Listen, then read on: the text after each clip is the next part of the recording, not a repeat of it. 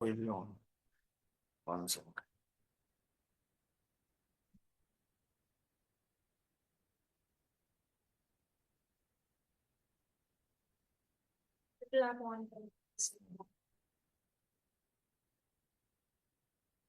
What is last thing जो हमने discuss की थी?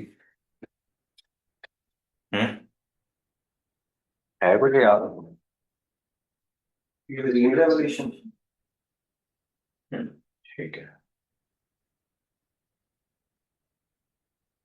अच्छा, आंसर किसने लिख के भेजा था?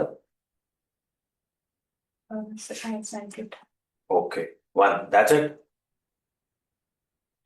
रिमेनिंग एवरीबॉडी इज अवेयर कि हमारी क्लास होती है आंसर राइटिंग की। यस। यूट्यूब पे लाइव ट्रांसमिट हुई थी।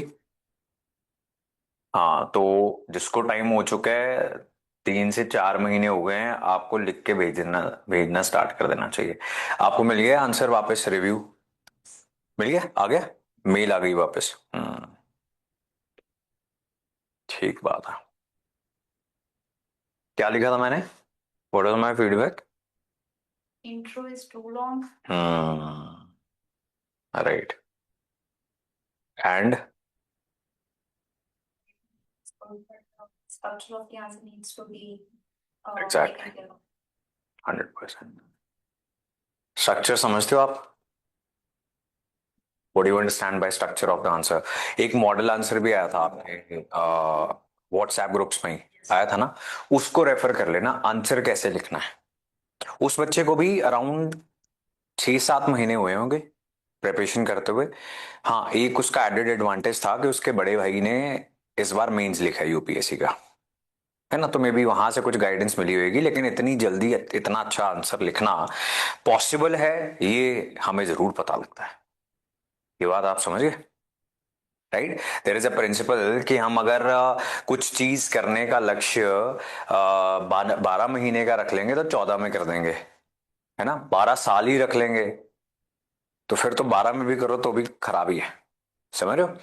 तो मतलब व्हाट हैपेंस इज, आपका भी हर चीज को करने का थोड़ा जल्दी गोल होना चाहिए। ठीक है, तो आपको आंसर राइटिंग स्टार्ट करनी चाहिए। राइट, व्हाट हैपेंस इज, होता क्या है, एक तो हमारे टेबल पर जब आंसर आता है तब हमें पता लगता है पढ़ कौन रहा है, उससे पहले तो पता ही नहीं लग सकता। और जब आंसर आ जाता है फिर पता लग जाता है। राइट, वो आपको आंसर राइटिंग जब करोगे पता लगेगा कि बड़ी चैलेंजिंग चीज है, इतनी आसान नहीं है। ठीक है, ये सब आपने किया था भी डिस्कस, नॉन अलाइनमेंट मूवमेंट। बताओ थोड़ा सा, मेरे अलग अलग बैच चल रहे थे ना, मेरे को नहीं याद रहता। ये नहीं किया था ना अभी? रीऑर्गेनाइजेशन हो गई थी, दिस वाज डन। स्टेट्स बन गई थी ना अलग अलग। बिल्कुल याद नहीं है, ब्लैंक पड़े हैं एकदम। ये आपको बता दिया था मैंने, ये देखा था आपने थंबनेल, ये तो याद रहेगा। हाँ, मैंने आपको कहा था कि आपने वीडियो देखनी है, पंजाबी सूबा मूवमेंट, यहाँ पे रोका था हमने। यहीं पे रोका था ना लास्ट क्लास। हाँ, अब याद आया, कह रहे हैं याद रखना आपका काम है, वैसे मेरा नहीं है। पर चलो एनीवे, तो थोड़ी प्रेजेंस ऑफ माइंड जगाएं हम, इतने खोए खोए रहेंगे तो मुश्किल हो जाएगी। वेरी गुड आफ्टरनून खुशबू। गुड जी, गुड।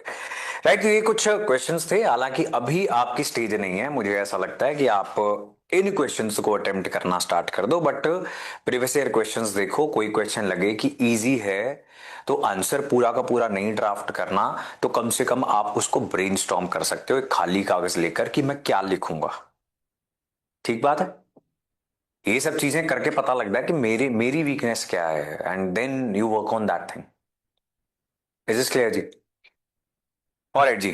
नाउ, स्टेट्स रीऑर्गेनाइज हो गई हैं 1956 के अंदर, स्टेट रीऑर्गेनाइजेशन एक्ट आया।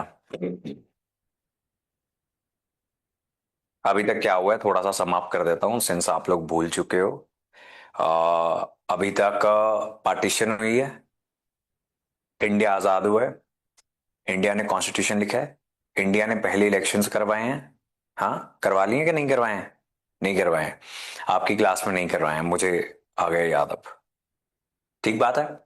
इनिशियल चैलेंजेस हमारे सामने क्या थे शॉर्ट टर्म की? एक तो रीसेटलमेंट और रिहैबिलिटेशन करनी थी हमने, जो रिफ्यूजीज आए थे पाकिस्तान से और बांग्लादेश से, प्रेजेंट बांग्लादेश से। देखो ये कहानी की कंटिन्यूशन आज तक है, जो परसों एक हिंदू को जिंदा जलाया है बांग्लादेश के अंदर। Are you guys aware about that?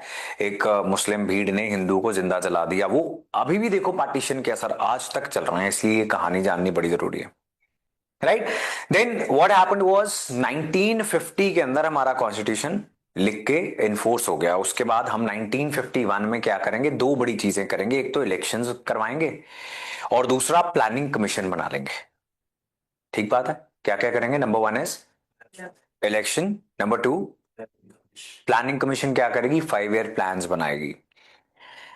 Planning commission किस चीज को प्लान कर रही है, क्या प्लान कर रही है? इकोनॉमी। इकोनॉमी के लिए प्लान्स बना रही है कि हमारी इकोनॉमी कैसे चलेगी, उसमें सरकार को क्या करना चाहिए, क्या ऑब्जेक्टिव्स हैं, क्या प्रॉब्लम्स हैं। प्लान कैसे बनता है?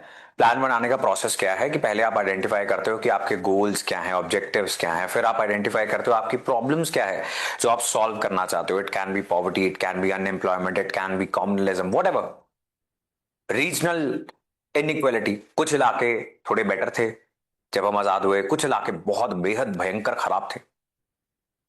ठीक बात है? तो रीजनल इनइक्वालिटी को खत्म करना एक और हमारा गोल था।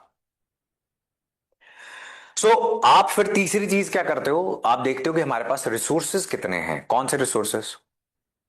हम्म when we talk about resources, which resources all are we talking about? Economic resources one, everybody thinks that. हर बंदा यहां पे सोच के बंद कर देता, और भी तो रिसोर्सेज होंगे, कौन कौन से सोचो। ह्यूमन रिसोर्सेज, और सोचो नेचुरल रिसोर्सेज। एग्जैक्टली, ये भी तो रिसोर्स है ना। अब हमारे पास कोयला है या नहीं है, उस आधार पे प्लान तो डिफरेंट बनेगा। हमारे देश में इंजीनियर्स हैं या नहीं है, उस आधार पे प्लान डिफरेंट बनेगा। इंजीनियर्स, डॉक्टर्स, काबिल लोग जो हैं, दे आर ह्यूमन रिसोर्स। किस देश के अंदर यंग लोग हैं, किस देश के अंदर बूढ़े लोग हैं, ह्यूमन रिसोर्स।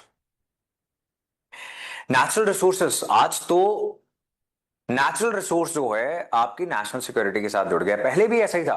पहले क्या था, आपके पास तेल है तो आप बहुत अमीर हो जाओगे। ऐसा ही हुआ है सारी अरब दुनिया के साथ, अरबिक कंट्रीज ऐसे ही तो अमीर हुई हैं। हम उनके यहां जाके मजदूरी क्यों कर रहे हैं? दुबई के अंदर, शारजा के अंदर सारे कैब ड्राइवर, सारे ट्रक ड्राइवर्स क्यों इंडियंस हैं? क्योंकि उनके पास ऑयल था। हाँ जी। सर कुछ कंट्रीज ऐसी भी थी जिनके पास अच्छा खासा तेल था but still they didn't develop. तो उनके पास कोई और रिसोर्स होगा। था, बिल्कुल सही बात है। अब फॉर एग्जाम्पल दो, फिर मैं उसकी कहानी करता हूँ। फॉर एग्जांपल इराक ईरान वाली साइड जहाँ पे बिल्कुल सही बात है। अब इराक और ईरान वाली साइड रिसोर्स था, उनकी कहानी कुछ ऐसी है कि उनका वरदान उनके लिए श्राप बन गया, बिकॉज अमेरिका साइड की हमारे को कंट्रोल चाहिए जी।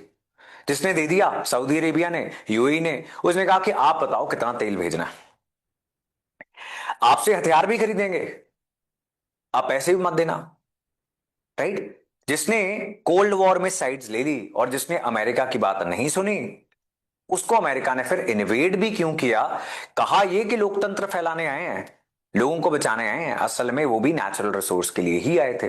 अब it is for the country, है ना। हमारे यहां पर नेचुरल रिसोर्स हो जो सारी दुनिया को चाहिए हो, जैसे अफ्रीकन कंट्रीज में आज भी डायमंड्स हैं।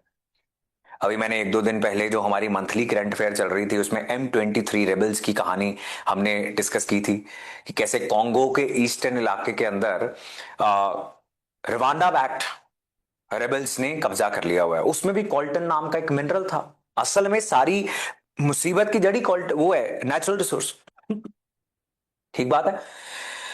कंट्रीज ऐसी भी हैं जहां पे नेचुरल रिसोर्स नहीं था, तरक्की उन्होंने भी कर ली क्योंकि उनके पास ह्यूमन रिसोर्स बहुत अच्छा था, और उन्होंने अपने ह्यूमन रिसोर्स को ऐसे चैनलाइज किया। फॉर एग्जांपल जापान, उन्होंने अपने देश में यह बताया कि राष्ट्रवाद, अगर अपने देश से प्यार करते हो तो मेहनत करो।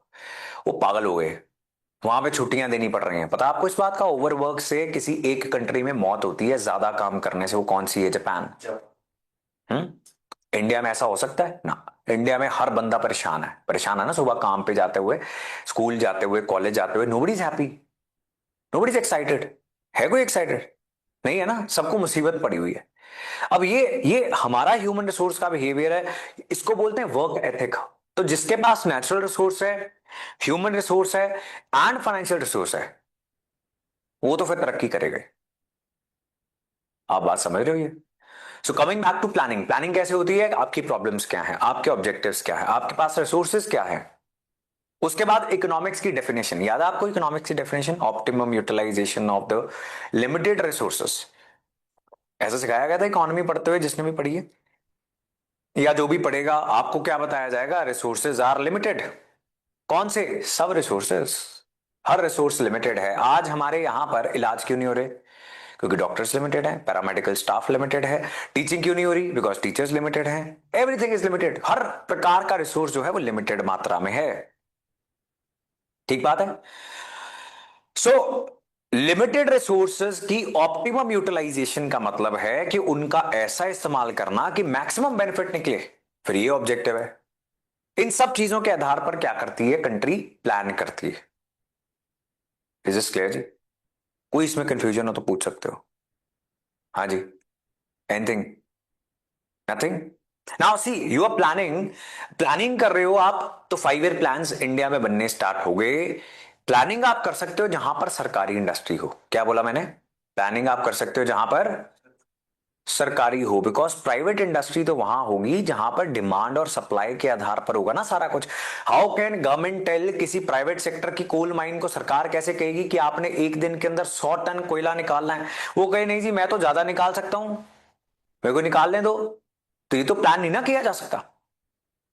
तो प्लानिंग किन कंट्रीज में होती है? जहां पर पब्लिक सेक्टर एंटरप्राइजेस ज्यादा होते हैं। समझे ये बात या नहीं? यस और no? Yes. Yes? Yes, sir. हाँ हाँ Socialist like countries, sir. हाँ, सोशलिस्ट कंट्रीज जहां पर सब कुछ ही सरकारी होता है, प्योर सोशलिस्ट कंट्रीज। अब जब हमने प्लानिंग की तब हमने एक और फैसला करना था एज अ कंट्री कि हम कौन सी कंट्री बनेंगे? सोशलिस्ट, जहां पर सारा कुछ सोशल सोसाइटी का होगा। All the means of production will be owned by the society. अब सोसाइटी कैसे ओन कर सकती है? हाँ, अब हम कहते हैं कि इंडियन रेल किसकी है? सोसाइटी की है ना, इंडियन सोसाइटी की है। लेकिन असल में क्या मतलब है इसका? सरकार की है। सरकारी चीजें सबकी होती हैं।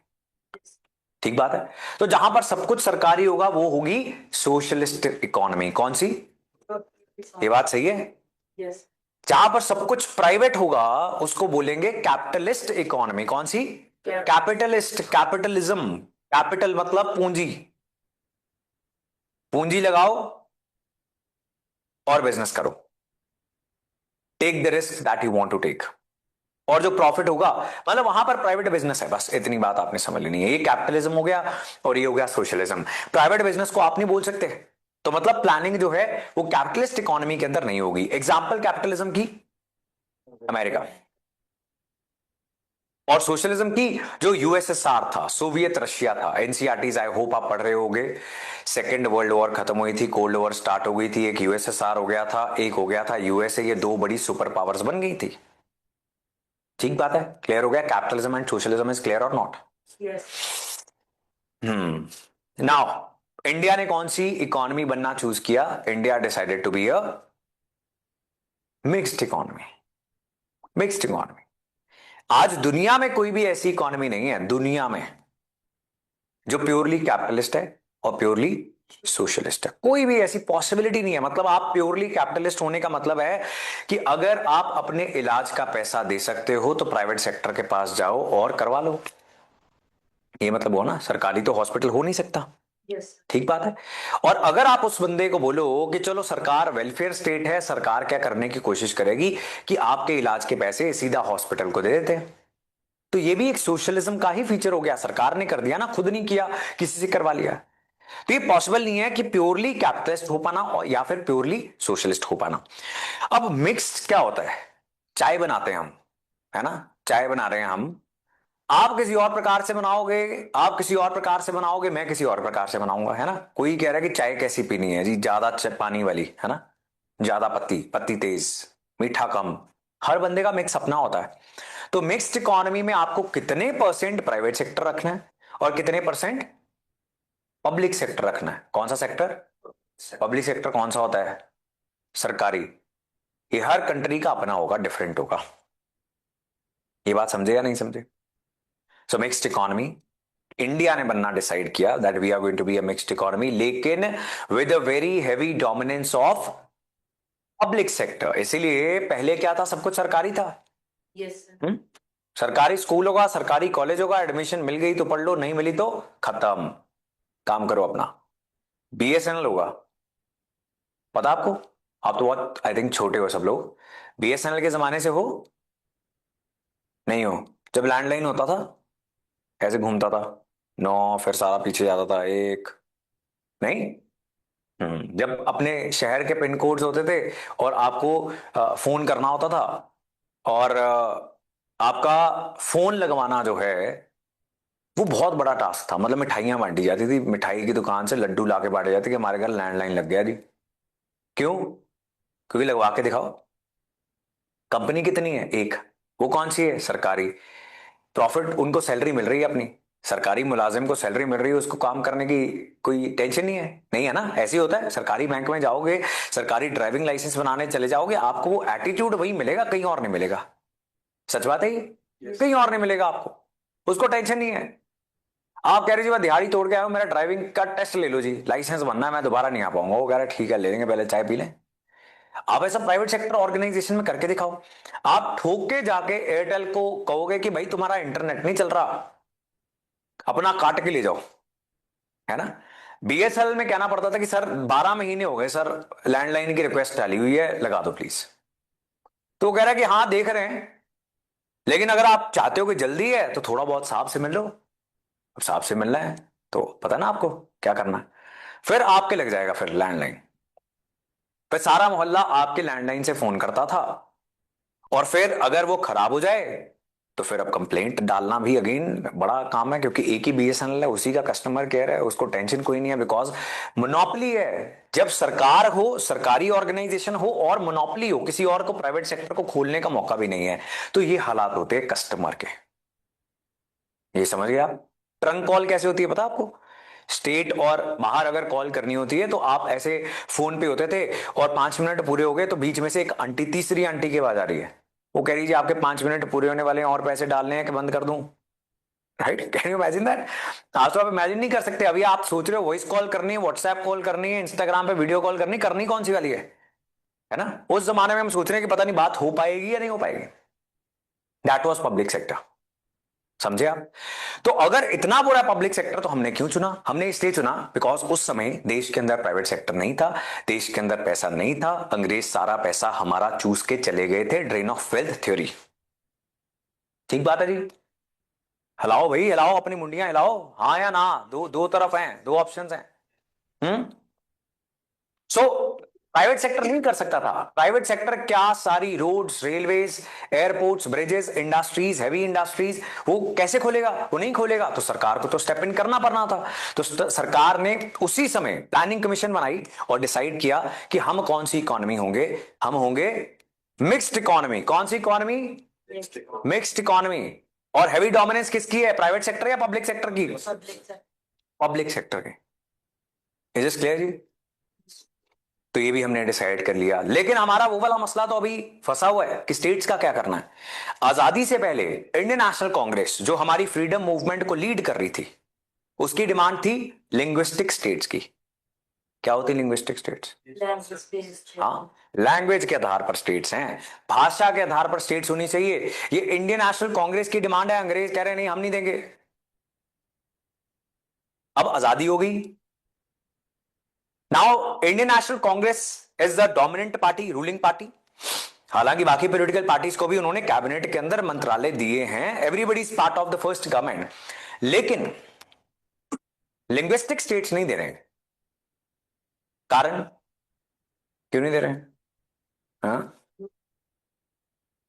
हाँ, नहीं, पार्टीशन अभी हमने सहन किया है, राइट? देश के और टुकड़े हो जाएंगे।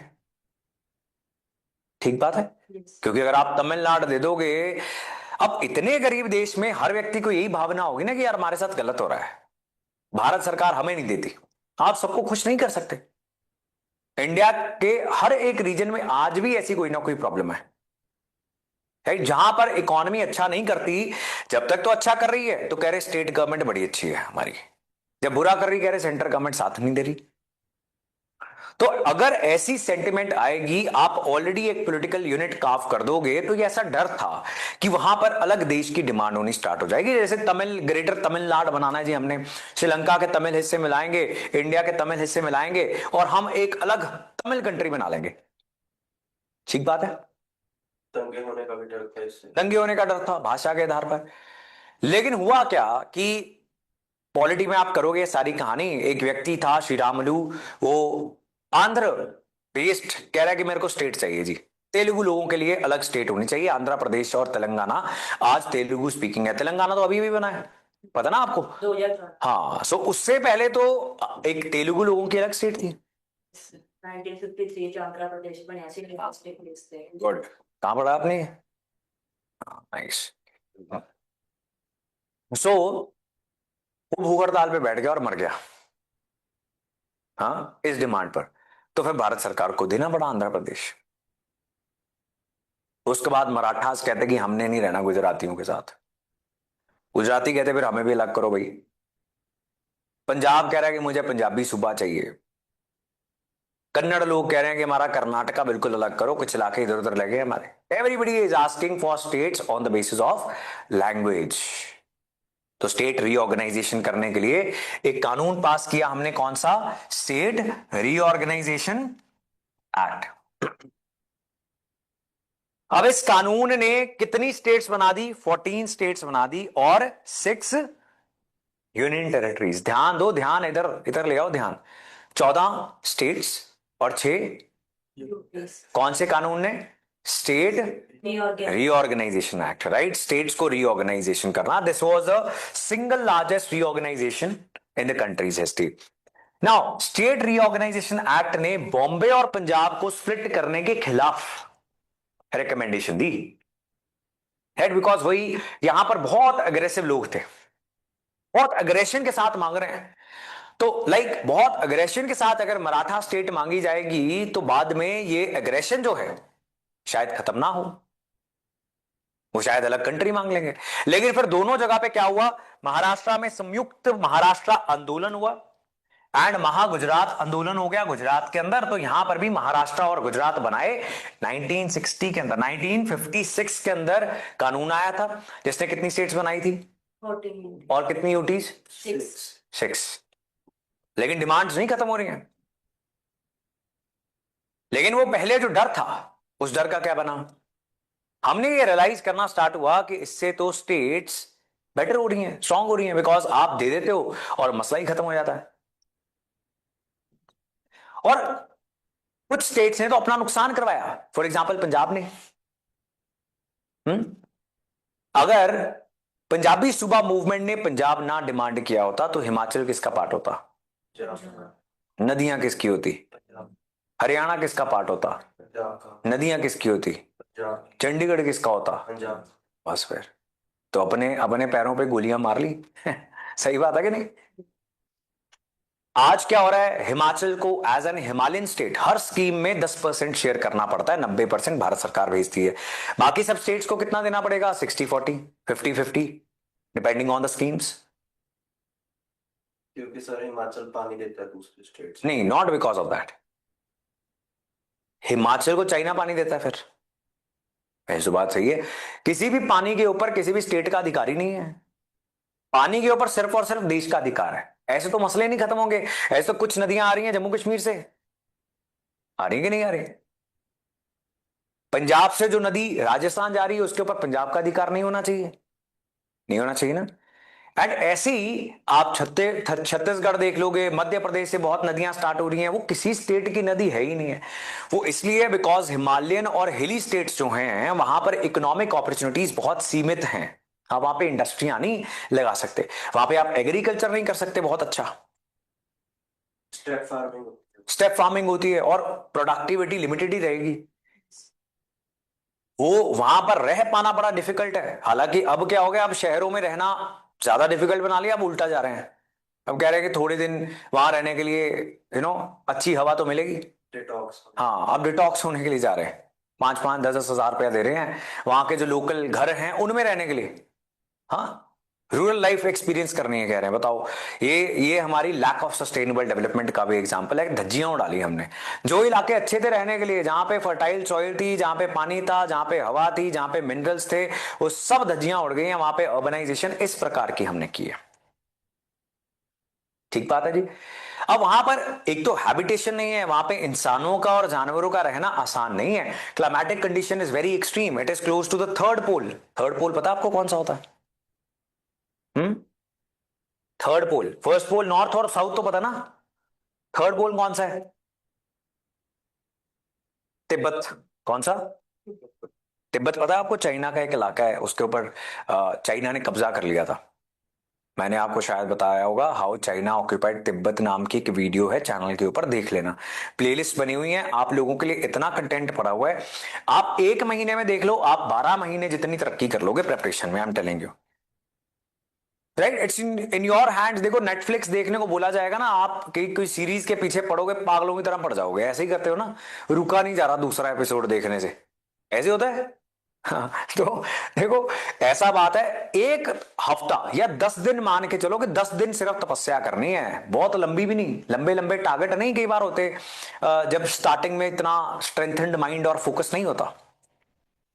तो 7 दिन किसी सीरीज पे ब्रेक लगा के यूट्यूब चैनल जो है वो सारा खंगाल मारो। आपको इसरो के लॉन्च मिशन से लेकर हांगकांग, ताइवान, पता नहीं कौन कौन सी कहानी पता लग जाएगी। उसके बाद न्यूज़पेपर जब आपके सामने आएगा वो आपके लिए बहुत इजी हो जाएगा। 99% बच्चों ने ये नहीं करना और पागलों की तरह सर मारेंगे दीवारों के अंदर कि सर न्यूज़पेपर नहीं समझ आता, न्यूज़पेपर नहीं समझ में आता। तो भाई आपने बचपन से पढ़ा ही नहीं है ना, आप किसी और पैरेलल दुनिया बना के बैठे हुए थे, उसके लिए किसी की गलती थोड़ी है। यू आर हैविंग आप पता नहीं क्या देख रहे थे, पता नहीं आपकी जनरेशन में क्या होता होगा, जहां पर आपका सारा बचपन निकल गया, तो उसमें किसी की गलती नहीं है ना। तो अब क्या करें? अब डबल काम करें, यही तो करना है। और आजकल तो काम करना इतना आसान हो गया, आपको किसी लाइब्रेरी में नहीं जाना, 2000 किताब में से एक किताब भी नहीं पढ़नी है। आपको क्या करना है? अपने यूट्यूब का एल्गोरिदम सेट करना है, ऐसे ही करना है। हर उस अच्छी वीडियो के ऊपर लाइक दबाना और कमेंट करना है जो आपके एग्जाम रिलेटेड है। मैं ये भी नहीं कह रहा कि सिर्फ मेरे चैनल पे करो, जहां मर्जी करो भाई, पढ़ाई करो, पढ़ाई करो। और आजकल तो मूर्खता है एक जगह पर सीमित रहना। ठीक बात है कि मैं पहले तो क्या है, एवरीथिंग वाज ऑफलाइन, ये 4 दीवारों में जितना ज्ञान मिलेगा उतना मिलेगा। लेकिन यहां से आपको क्या सीखना चाहिए कि ज्ञान लेना कैसे, ताकि गलत भी ना देखते रहे। Because there are many channels, वहां पे क्या होता है, सारा दिन ही वीडियो आती रहती, 15-15, 20-20 मिनट पर। सेल्फ स्टडी कब करनी भाई? ठीक बात है कि नहीं? और जो बात 3 मिनट में होनी है वो 30 मिनट में हो रही है, तो उसका कोई फायदा नहीं है। ऐसे भी ट्रैप्स में मत फंस जाना, ये बात समझिए। बाकी बैकग्राउंड्स फिर हमें समझाने ही पड़ते हैं जब आपके बैकग्राउंड्स बहुत वीक होते हैं, और उसी के लिए न्यूज़पेपर क्लास है, अदरवाइज तो अखबार पढ़ना कौन सी बड़ी चीज है। राइट, अब देखो 1960 के अंदर बन गया कौन? महाराष्ट्र और गुजरात बन गया। अब उसके बाद निकल आई पंजाबी सूबा मूवमेंट, अकाली दल की मूवमेंट थी। कारण क्या था? देखो पॉलिटिकल कारण होते हैं। अकाली दल को मेजोरिटी नहीं मिल रही है, हाँ, अकाली दल अपने आप को पंथक पार्टी बता रही है। उस समय के सारे लीडर्स बड़े अच्छे थे, चाहे वो इंडियन नेशनल कांग्रेस के हों, जनसंघ के हों, अकाली हों, they were all related to their ideology. वो सच में जो बोल रहे थे वो उसके साथ फील करते थे। आज तो ऐसा बिल्कुल नहीं। आज वो कह रहे हैं कि किसकी गर्दन काटनी, कौन सी पार्टी का सरोपा पहनना है, ये बताओ मुझे, है ना, पैसा कहां से आएगा और पावर में कैसे रहूंगा। तो अब इनका कहना यह था कि हम जो अपने रिलीजन की बात कर रहे हैं उसके अधिकारों की बात कैसे उठाएं, how do we safeguard minority, Sikh minority in Punjab, in India. Right, और बड़ा जायज डर है। डर क्यों जायज है? बिकॉज दुनिया में यह देखा गया कि माइनॉरिटीज अक्सर सुरक्षित नहीं रहती। मेजॉरिटी कम्युनिटी की रिस्पॉन्सिबिलिटी होती है हमेशा कि माइनॉरिटी को ना सिर्फ सेफ रखे, उसको सेफ फील करवाया जाए, चाहे वो स्टेट की माइनॉरिटी है, इलाके की माइनॉरिटी है, मोहल्ले की माइनॉरिटी है या देश की माइनॉरिटी है। ठीक बात है जी। और कॉन्स्टिट्यूशन ने वो कंक्रीट कर दिया। जब कॉन्स्टिट्यूशन ने अलग से हेड बना दिया माइनॉरिटीज के राइट्स का, चाहे वो रिलीजियस हो चाहे लिंग्विस्टिक हो, that was etched in stone, वो पत्थर पर लकीर हो गई। फिर जब तक कॉन्स्टिट्यूशन रहेगा तब तक माइनॉरिटीज रहेंगी, और वो दिखता है आपको। साउथ एशिया, साउथ एशिया पता है आपको कौन कौन सी कंट्रीज हैं साउथ एशिया में? अफगानिस्तान से स्टार्ट होता है। अफगानिस्तान, पाकिस्तान, इंडिया, बांग्लादेश, नेपाल, भूटान, मालदीव, श्रीलंका, ये है साउथ एशियन कंट्रीज। यहां पर अगर आप देखोगे कौन सी कंट्रीज में माइनॉरिटीज की परसेंटेज बढ़ी, ज्यादा नहीं बढ़ी, तो चिंता वाली कोई बात नहीं है मेजॉरिटी के लिए। माइनॉरिटीज की पॉपुलेशन जो है बड़ी कौन सी कंट्रीज के अंदर, गैस करो। इंडिया के अंदर, इंडिया के अंदर, और एक और कंट्री है बस। बांग्लादेश। नहीं, बांग्लादेश में मार के खत्म कर दी, हम बचे हुए मार रहे हैं। Nepal, India and Nepal. There were around 14% Hindus in Pakistan, 8% Sikhs in Pakistan. वो खत्म हो गए, खत्म हो गए। 15-16 हजार सिख रह गए सिर्फ, और 50 लाख के करीब हिंदूज रह गए हैं, और वो भी बहुत गरीब, सिंध के अंदर बेचारे वो भी मारे जा रहे हैं हर दिन। Every single day this is happening, right? So minorities को ये डर तो रहेगा, कैसे नहीं रहेगा? ज्यूज के साथ हुआ था, उससे पहले और बड़ी सारी कम्युनिटीज के साथ, अर्मीनिया के साथ अर्मीनियन जेनोसाइड हुआ था, वहां पे तुर्कों ने उठा के सारे क्रिश्चियन मार दिए, है ना? तो ये बड़ा जायज डर है, ये नाजायज डर नहीं है। क्योंकि अक्सर सोसाइटी क्या कहती है, खासकर मेजोरिटी क्या कहेगी हमेशा, जहां की मेजोरिटी है वो क्या कहेगी कि हमें फिजूल में शोर मचाया हुआ है, कौन सा खतरे में है? कोई खतरे में नहीं है, right? So because this was one of the reason. अब यहां पर लैंग्वेज तो बोला जा रहा है कि हमें पंजाबी सूबा चाहिए, असल में यहां पर अकाली दल की मेजोरिटी कैसे आएगी? जब सिख मेजोरिटी स्टेट बनेगा, तो जो हिंदी स्पीकिंग इलाके थे वो हिंदू भी थे, और उनको अलग करना है। अब यहां से कॉम्युनल टेंशन भी स्टार्ट हो जाएंगी। हां, भारत सरकार ने दे दिया और पंजाब हरियाणा बन गए 1966 नवंबर 1। हिमाचल जो था उसको एक यूटी बनाया गया 1971 के अंदर, उसको भी एक स्टेट बना दिया गया। ठीक बात है जी, इतनी कहानी क्लियर है?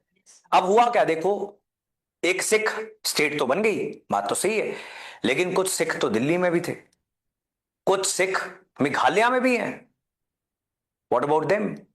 पर चलो, the thing is now this movement was not against the country, so it's fine.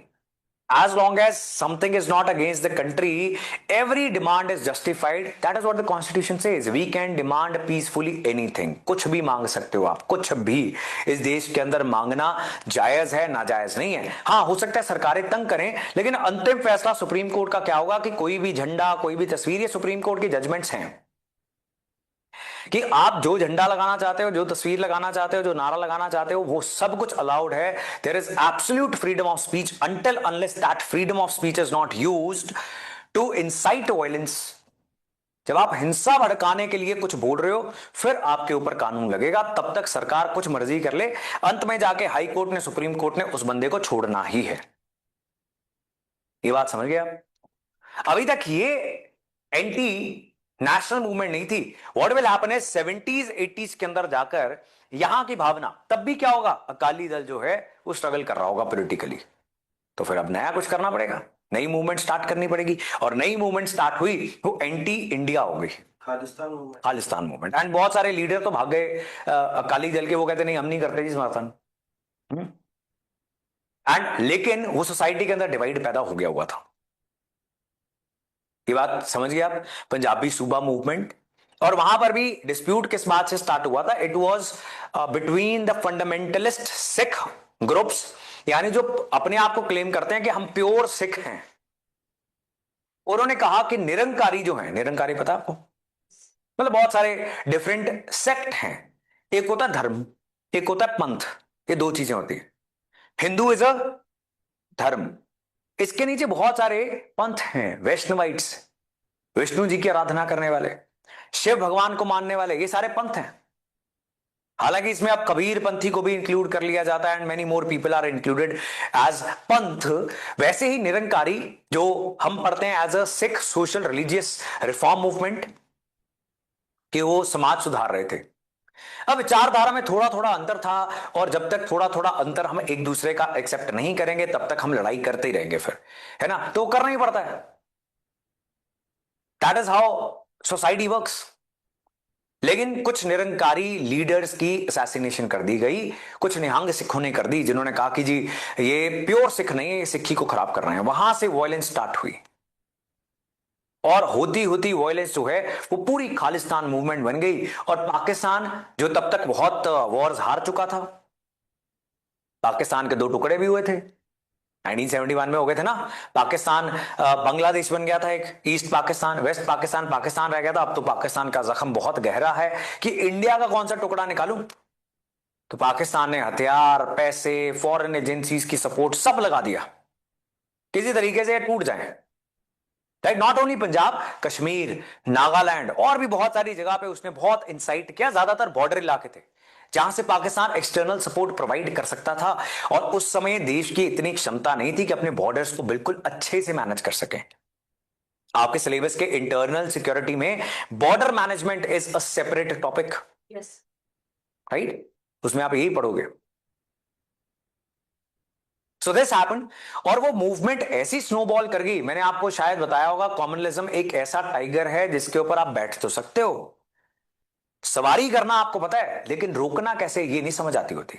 और वही हुआ यहां पे वही हुआ कि कुछ लीडर्स नहीं कहते हैं कि प्रॉप अप किया जरनैल सिंह भिंडरांवाला को, and then when he got powerful उसने फिर उस लीडरशिप की बात माननी बंद कर दी। राइट, इट इज सेड, अब ये कोई मानेगा नहीं, कोई बताएगा नहीं, इसका कोई प्रूफ नहीं है। ऐसा कहा जाता है कि कांग्रेस सरकार डर गई कि अकाली सारी वोट ले गए हैं, तो हम क्या करें। हाँ? और ये हिंदू वोट लेने की कोशिश थी, सिख वोट लेने की कोशिश नहीं है, क्योंकि जब माइनॉरिटी हिंदूज के मन में ये डर फैल जाएगा कि अब हम खतरे में हैं, तो किसके पास जाएंगे, हिंदू पार्टी के पास जाएंगे ना। ऐसे ही होगा, that is how this strategy works. ये ऐसे काम करती है। मतलब आप कोई सिख लीडर उठा रहे हो तो कह रहे हैं कि थोड़ा सा भड़काने वाले बयान दे, इसलिए बहुत सारे लोग क्या कहते हैं, अमृतपाल बीजेपी का बंदा है, सोशल मीडिया पे बोलते रहते हैं। क्यों? बिकॉज अमृतपाल अगर डरा लेता हिंदूज को इन पंजाब, तो किधर जाते, बीजेपी के पास जाते ना। बट वो बीजेपी ने अरेस्ट कर लिया, तो वो लॉजिक, वो थ्योरी जो है वो कहीं बीच में ही रह गई। ऐसा चल रहा था, right. So that happened, and वो मूवमेंट स्नोबॉल करती गई करती गई करती गई। इंदिरा गांधी ने पॉलिटिकल रीजन से सही समय पर एक्शन नहीं लिया, एंड जब लिया इट वाज टू लेट। और उसमें भी असेसमेंट बहुत खराब हुई। असेसमेंट क्या थी कि एक छोटी सी स्कर्मिश होगी, और जो गोल्डन टेम्पल कॉम्प्लेक्स के अंदर कुछ एक्सट्रीमिस्ट छुपे हुए हैं हथियारों के साथ, वो बाहर निकाल दिए जाएंगे। The assessment was very wrong.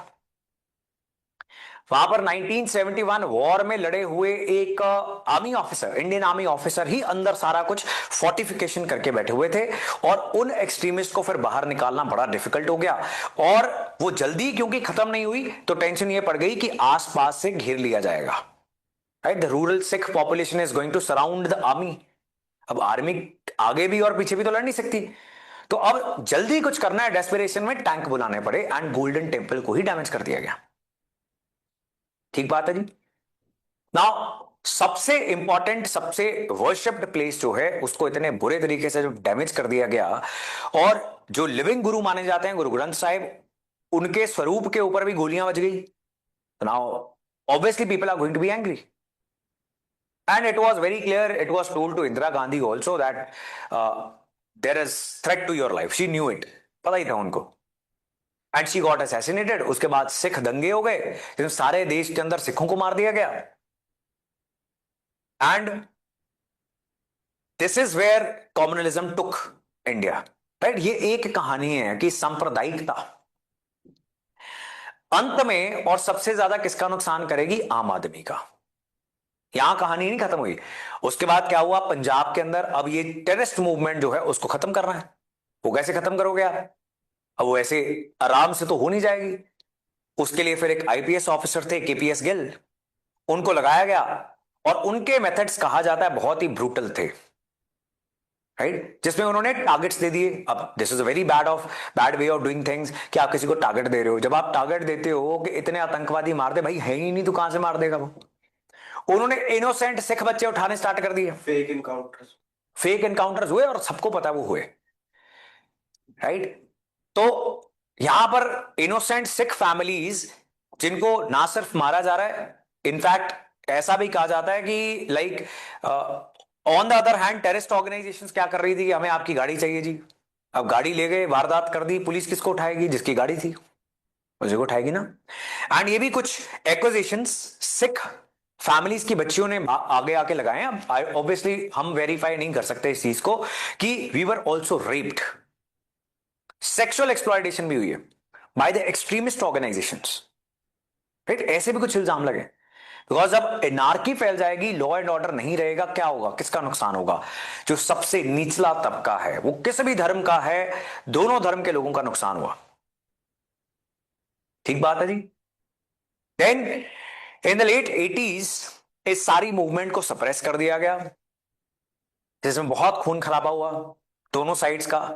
बस से निकाल के हिंदू मार देने, एंड थापर कॉलेज के कुछ 21 हिंदू बच्चे गोलियां मार दी, ऐसी ऐसी चीजें होती थी। एंड चलो यूपी बिहार के प्रवासी तो वो तो ऐसे मर रहे थे कि डर पैदा करना है तो किसी को भी मार दो, जैसे आजकल कश्मीर में भी थोड़ा बहुत ऐसा इंसिडेंट आपको रिपोर्ट करने को मिल जाता है। एंड पुलिस जो है वो और अग्रेसिव हो रही है, वो अपने आपस में जो रिश्तेदारी के मसले हैं भी उनको भी जला जला के तंदूर में डाली जा रही है।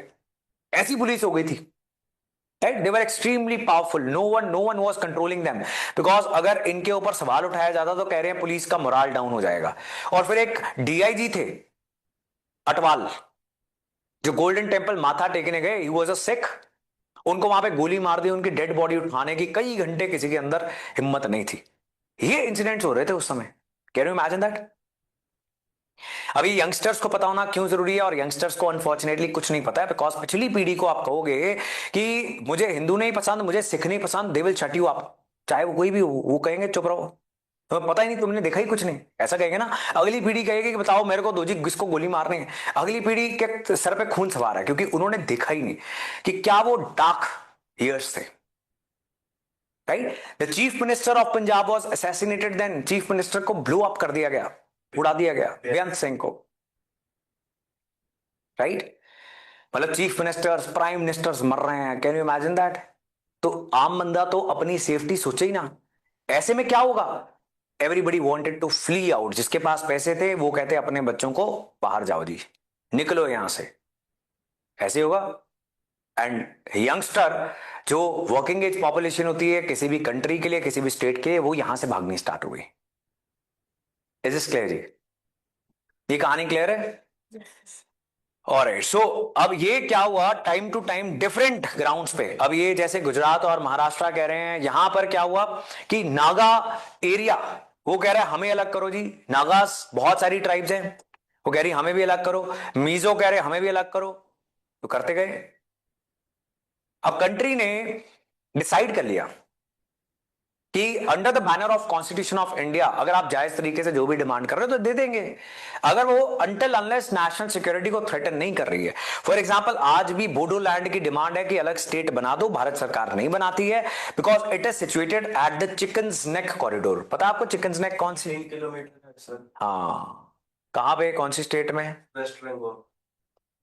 ठीक बात है, नॉर्थ ईस्ट। ये रहा, देख रहे हो आप, जब चिकन को मारना होता है तो कहां पे मारा जाता है? लातों पे, नेक पे मारा जाता है ना, because that is the most vulnerable area, वहां पे मारेंगे तो आसानी से मरेगा, इसलिए इसको क्या बोलते हैं? Chicken's neck. Can you see India का नॉर्थ ईस्ट और इंडिया का मेनलैंड कितने नैरो एरिया से जुड़ा हुआ है।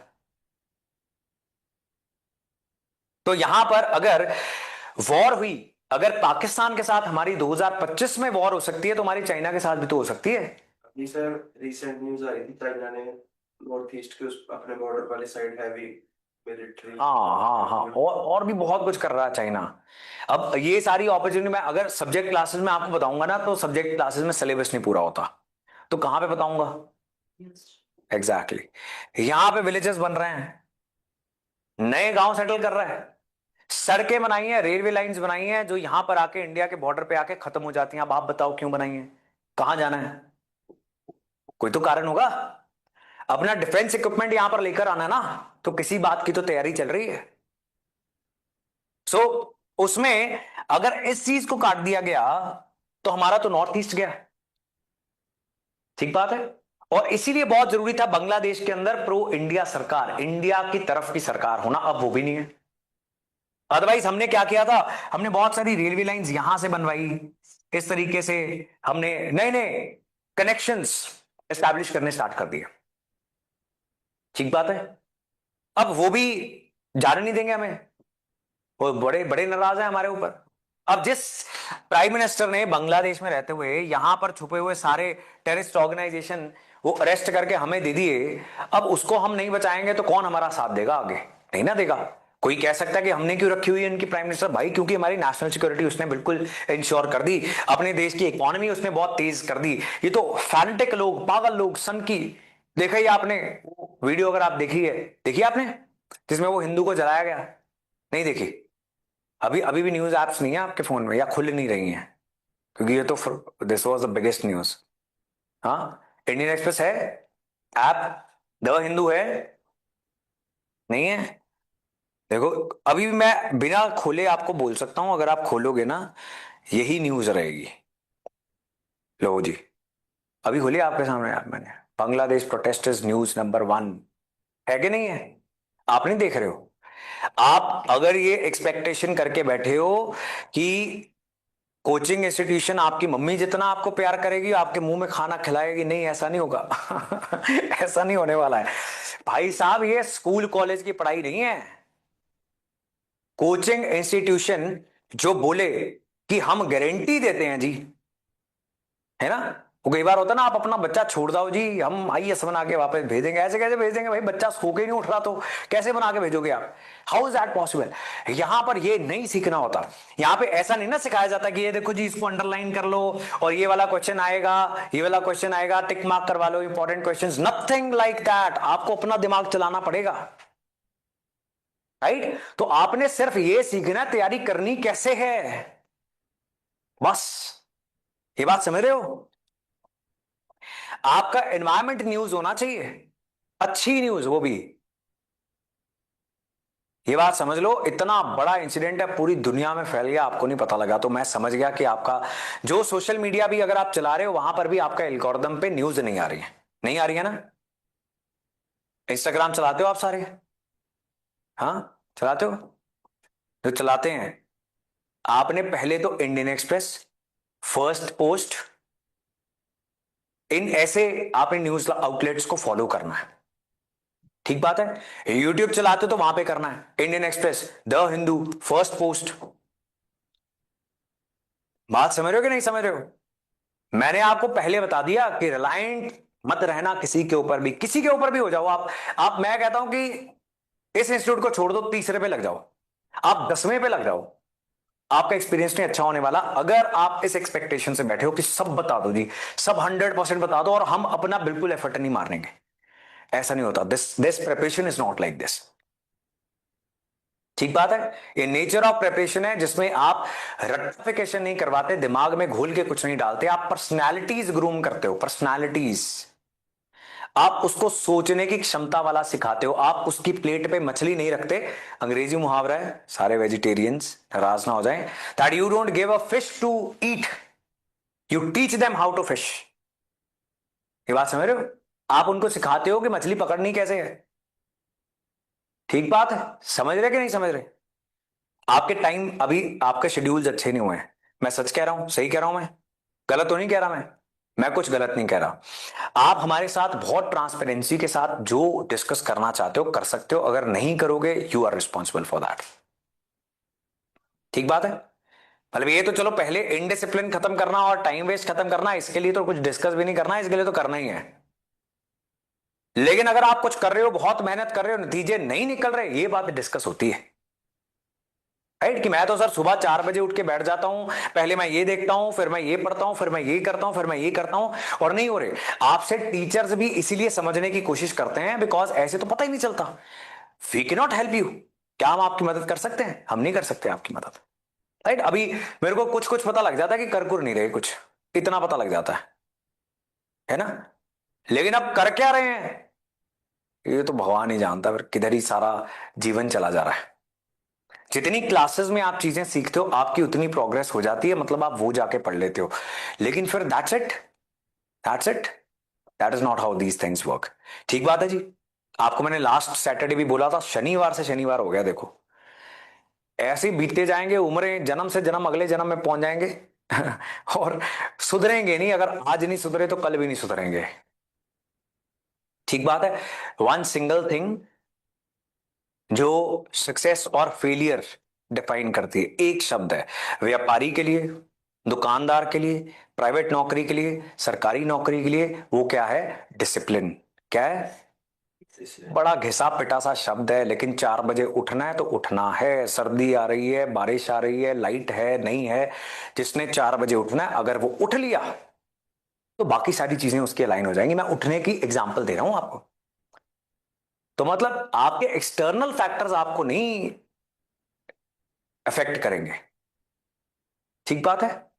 अगर कहो तो सुबह की न्यूज़पेपर क्लास लेते हुए मैं जितनी फॉग में से आता हूं डेली, उसकी मैं वीडियो बना के आपको भेज दिया करूंगा ग्रुप में, है ना। आप कहोगे, नीचे लिखोगे कि सर मर जाएगा, मत आया कर। राइट, बट आना तो आना है।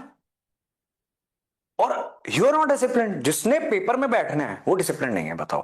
फिर क्या होता है? आपका कॉन्फिडेंस ही नहीं आता। जिसने मेहनत की होती है ना, बड़ा कॉन्फिडेंट होके जाता है। जिसको पता होता है कि यार मैंने ना घिस पिट के किसी तरीके से रेंग वेंग के गिरता पड़ता मैं पहुंच गया हूं प्रीलिम्स तक, पता मेरे को भी है कि मैंने जोर नहीं लगाया, and then you are nervous. फिर अभी पंजाब सिविल सर्विसेज का प्रीलिम्स हुआ, 8-10 बच्चे तो कह रहे हैं मेरे को कि सर मैं ना ब्लैंक हो गई थी। ये लड़कियां ज्यादा हैं। ब्लैंक हो गई थी का क्या मतलब है? सर मैंने घर आके क्वेश्चन पेपर देखा, मेरे को आता था लेकिन मैं वहां ब्लैंक हो गई। ये कैसे होता भाई? बंदा ब्लैंक कैसे हो गई थी भाई? इधर ही तो परफॉर्म करना था। है ना। सर मैंने ना गोली गलत भर दी, मैं बहुत डरी हुई थी। तो ये क्या बात हुई भाई? तो घर में टेस्ट देने थे, इससे पहले 3-4 पेपर फजूल में ही भर लेते, फेल होने के लिए भर लेते, है ना। Fail fast is also way to succeed. जल्दी फेल होना। कुछ लोग क्या करते हैं, अब आधे लोग तो कहेंगे कि जी तैयारी कर लो, है ना, करेंगे सर, अगले साल करेंगे सर, है ना? अगले महीने करेंगे सर, अगली सर्दियों के बाद कर लेते हैं सर। ठीक है, मर्जी है भाई तुम्हारी, क्या हो सकता है। अब आप देख ही रहे हो, अब बाढ़ आ जाएगी इंफॉर्मेशन की सिर्फ क्लासेस के अंदर। राइट। कल तक, अगला सैटरडे सैटरडे किसने देखा है? कल तक आपके फोन के अंदर अच्छी एप्स होने चाहिए।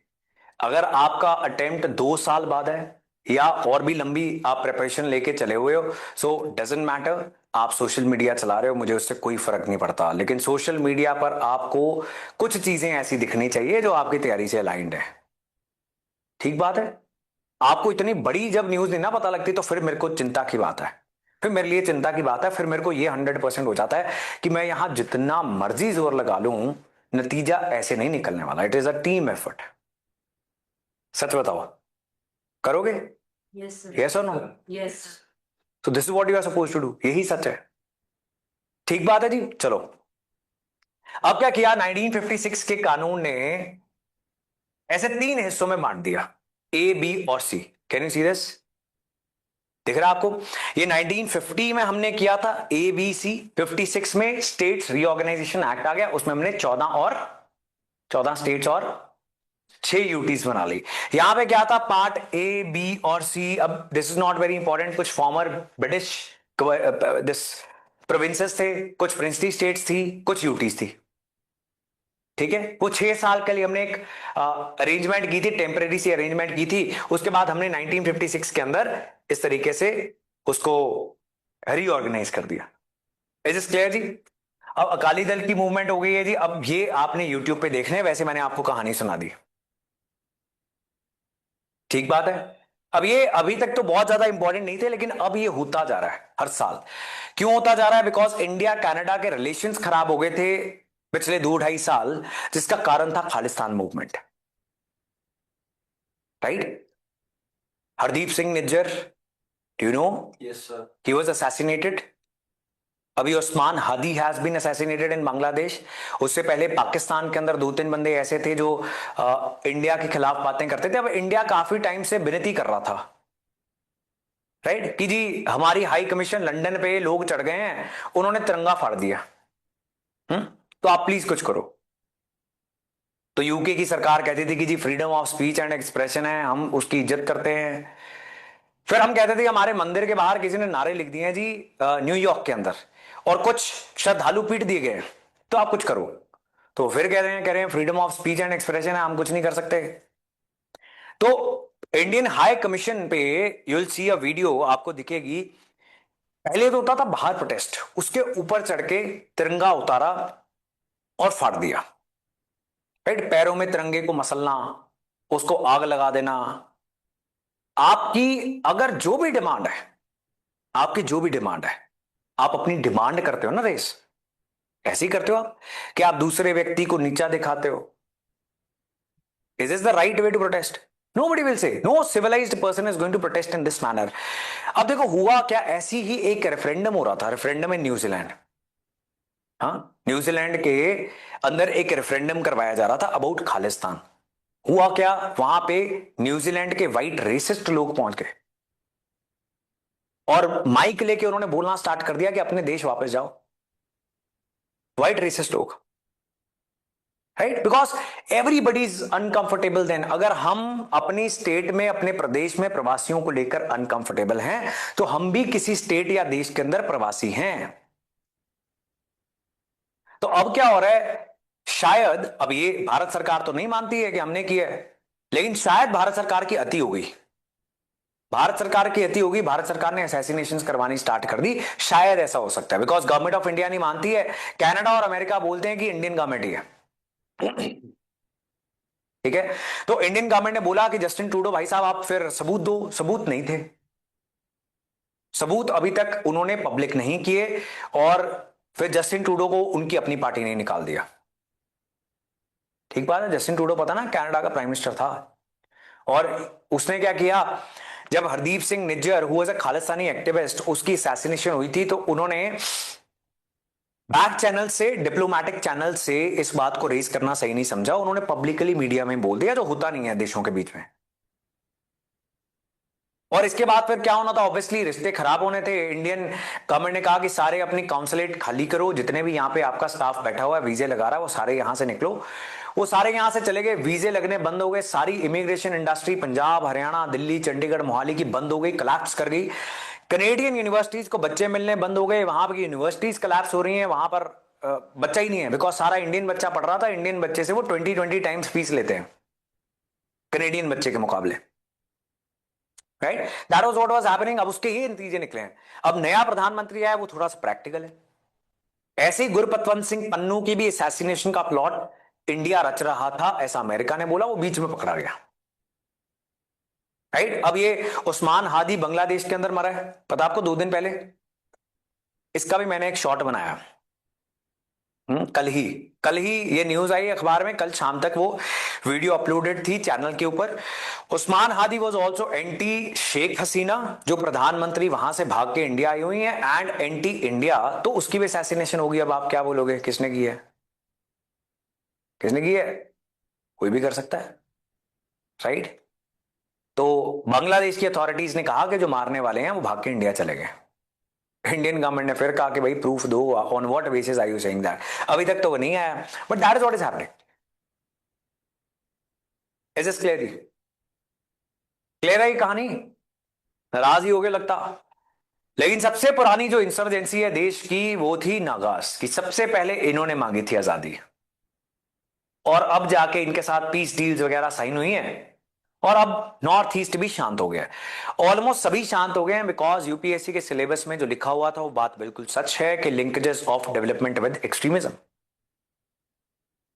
जब देश में विकास आ जाए, स्टेबिलिटी आ जाए, मोर और लेस कंट्रीज हैविंग फन, तो आप कब तक ये सब मूवमेंट चला लोगे? बिकॉज आइडियोलॉजिकली ही आपको कोई सपोर्ट नहीं करेगा, नहीं ना करेगा। अब नागालैंड के बच्चों को बताया जा रहा है कि भाई तुम्हें आजादी लेनी है, भारत तुम्हारे खिलाफ है, तुम्हारा धर्म तबाह कर देंगे, they are anti Christians, they are Hindu Rashtra, ये सब बताया जा रहा है। कुछ बच्चे उठ के चले गए दिल्ली यूनिवर्सिटी पढ़ने, और वहां से वापस आ रहे हैं, वो कह रहे कि हमें तो बड़ा अच्छा ट्रीट किया भाई, हमने तो नहीं देखा ऐसा।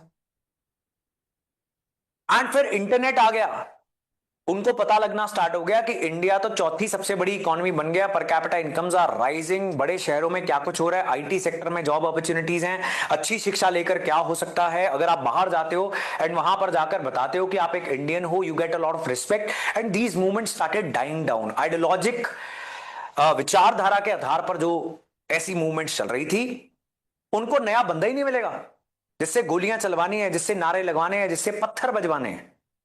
जम्मू एंड कश्मीर में भी धारा 370 हटी, और वहां पर क्या हुआ कि जमीन लेना अलाउ कर दिया बाहरी लोगों के लिए, बहुत सारी टूरिज्म इंडस्ट्री के अंदर इन्वेस्टमेंट हो गई, होटल्स बनने स्टार्ट हो गए, और जो भी what ever is needed for tourism industry, नई नई कंपनीज आ गई वहां पे। अब पत्थर मारने वाले मिल नहीं रहे हैं। बहुत सारे बच्चों ने जो कश्मीर में इधर, कश्मीर से बाहर जाके इधर उधर जॉब्स कर रहे थे, वो वापस चले गए कश्मीर। और पहलगाम जब टेररिस्ट अटैक हुआ उसके बाद वो इंडियन मीडिया चैनल्स को इंटरव्यूज दे रहे थे कि हम 50,000 रुपए महीना कमा रहे थे सिर्फ एज ए टूर गाइड काम करके। राइट, बिकॉज कश्मीर थोड़ा सा एक्सपेंसिव डेस्टिनेशन है, हर बंदा नहीं वहां जाता, क्योंकि जहाज से जाना पड़ता ना। गाड़ियों से जहां पहुंच पाते हैं वो सस्ती टूरिज्म डेस्टिनेशन होती है, वहां पे पैसे भी कम लगते हैं और वहां पे एनवायरमेंट की भी धज्जियां उड़ा दी जाती हैं। ठीक बात है, समझे कि नहीं समझे? क्या सोचने लग गए? हिमाचल उत्तराखंड है ना, वहां पे गाड़ी से जा सकते हैं ना, गाड़ी से, बस से, बसें भर के चलो, जय माता दी बोल के, प्लास्टिक की बोतलें मारो, फेंक फेंक के, लिफाफे फेंको, ऐसे होता है। हाँ, तो इसलिए मालदीव्स ने क्या किया था, आपको एक टूरिज्म का भी मॉडल समझाऊं, न्यूज़पेपर में भी पढ़ेंगे, how to protect your environment.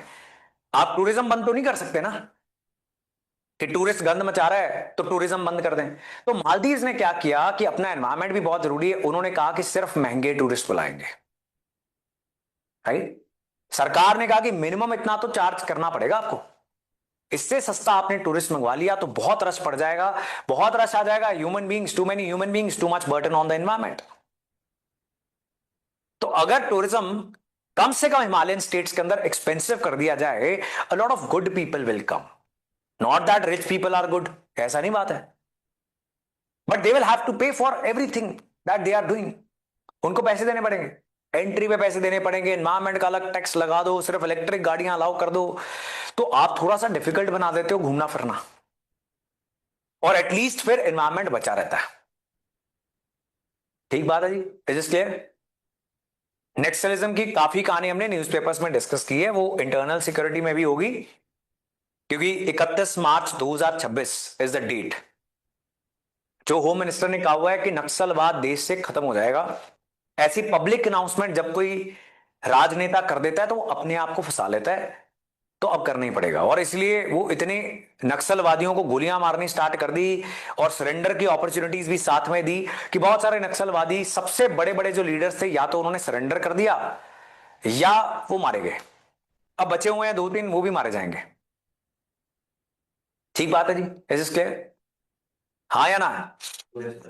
सो तो नहीं जाते आंखें खोल के, हैं? होते हैं कई लोग, छू लेते हैं आंखें खोल के।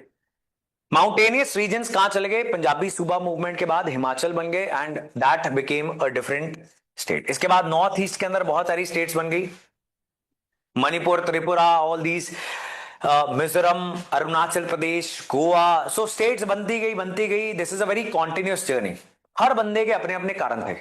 झारखंड कह रहा है कि बिहार में रहते हुए ट्राइबल लोगों का वेलफेयर नहीं हो रहा, तो ट्राइबल लोगों की अलग स्टेट होनी चाहिए। बिरसा मुंडा, नाम सुना आपने? बिरसा मुंडा, हाँ, कौन है? नागालैंड वाली साइड के थे, सॉरी। साइड बदलो, झारखंड की बात हो रही है ना, झारखंड में ले। हाँ, और क्या किया था उन्होंने? ब्रिटिशर्स को मार दिया था, मतलब Right. सोल्जर्स को मार दिया था। Exactly. तो उनकी साइड मतलब कब्जा लेने को आए थे। तो बेसिकली अंग्रेजों ने क्या करना स्टार्ट कर दिया? की जाती है, पूजा की जाती है। राइट, बिरसा मुंडा भगवान। अभी राष्ट्रीय जनजातीय गौरव दिवस मनाना हमने स्टार्ट किया। मतलब इंडिया में क्या हुआ, इंडिया के जो नेशनल लीडर्स थे उनको सेलिब्रेट नहीं किया गया।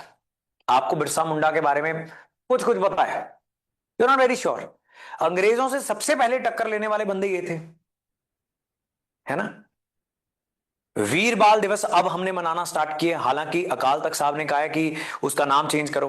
राइट, तो वट एवर गवर्नमेंट करेगी, अकाल तख्त साहब से अगर कोई बात आएगी तो गवर्नमेंट ऑफ इंडिया चेंज कर देगी, but we were not celebrating it as a national holiday, नहीं ना कर रहे थे हम।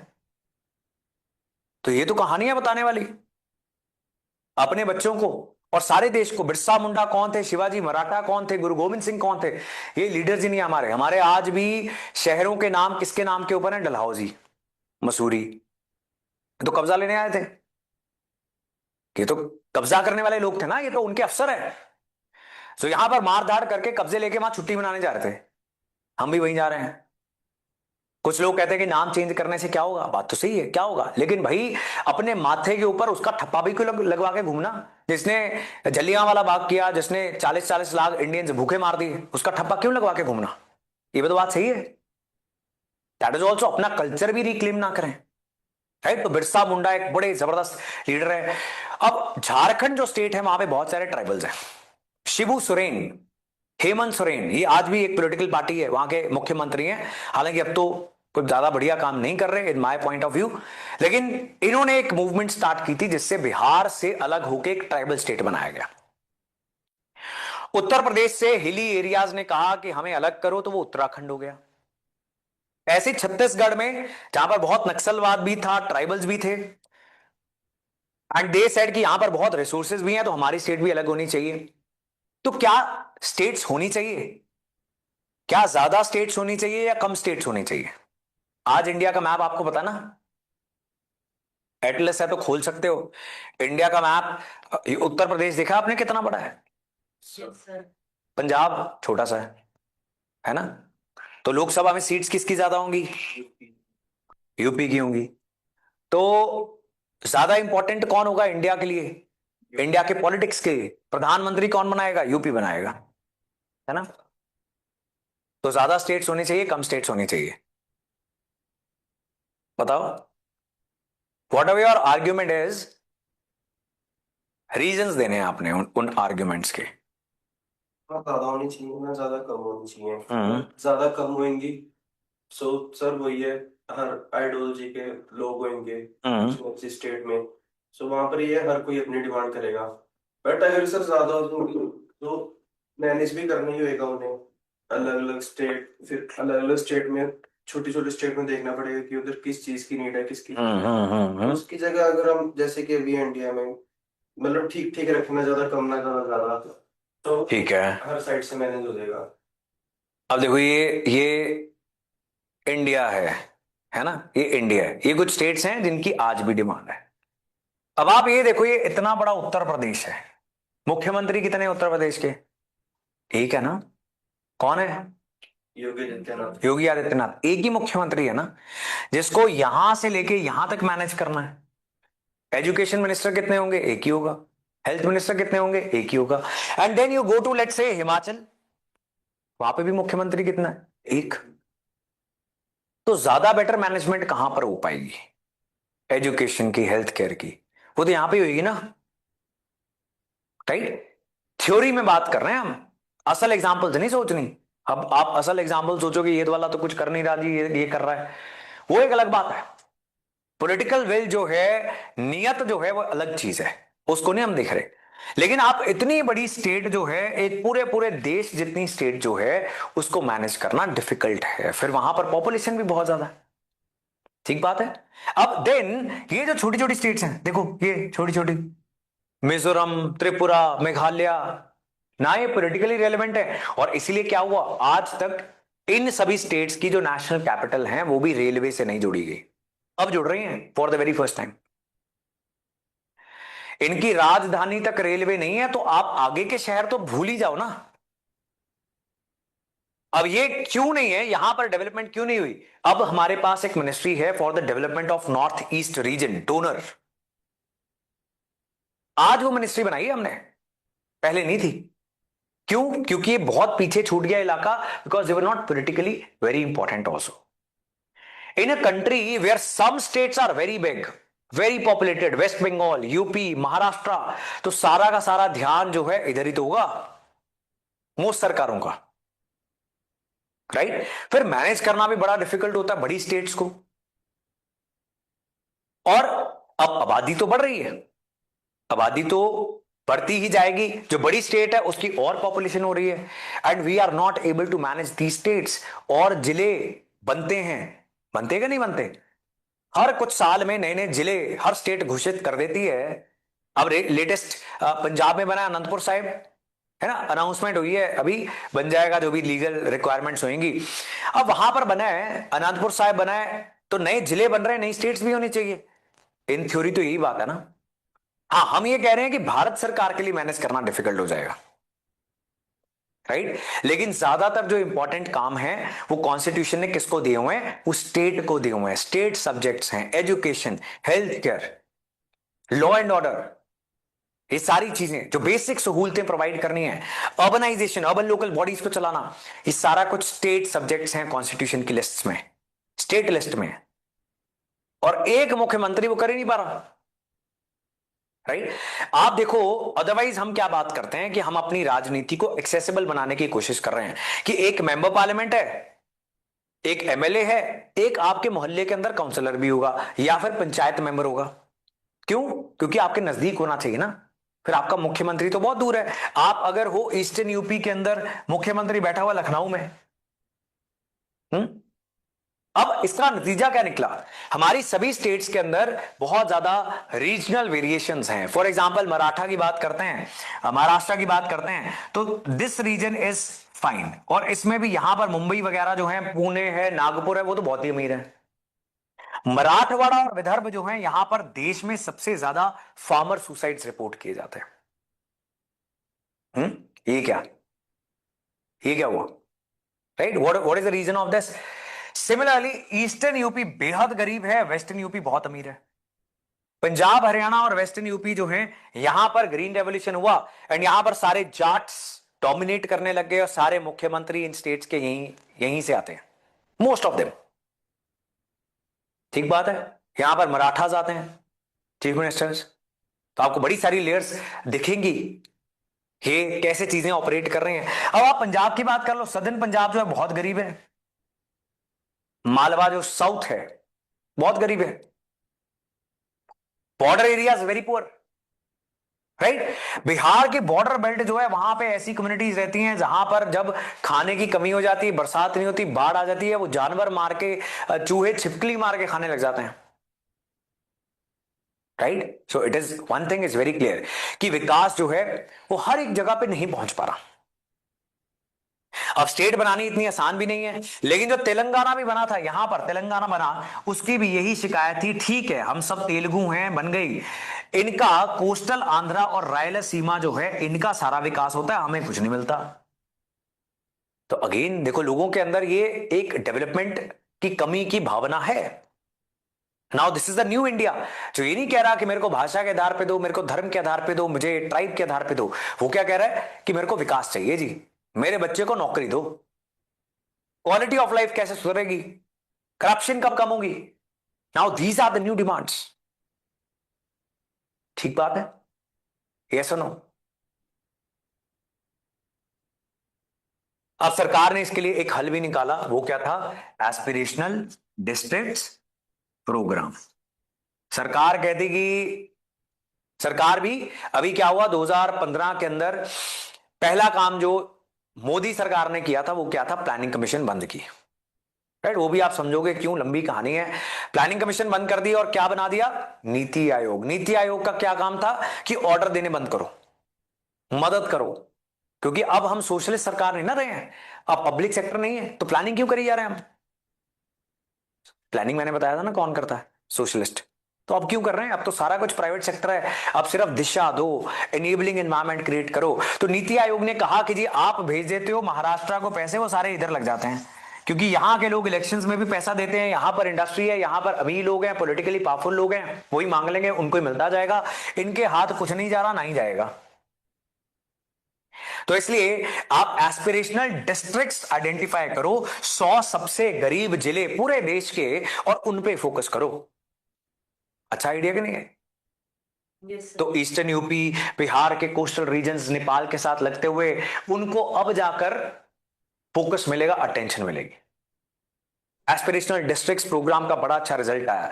अब भारत सरकार ने क्या कर दिया? एस्पिरेशनल ब्लॉक्स प्रोग्राम कर दिया लॉन्च। एस्पिरेशनल ब्लॉक, जिले के नीचे होता है block, Yes. State, district, block. अब ब्लॉक जो है, ब्लॉक के लेवल पर आप ढूंढ रहे हैं ब्लॉक कौन से गरीब रह गए, जिले भी बहुत बड़े हैं कुछ, अब ब्लॉक्स का विकास करने की कोशिश की जा रही है। इज दिस क्लियर जी? है जी? हाँ क्लियर है। Yes, sir.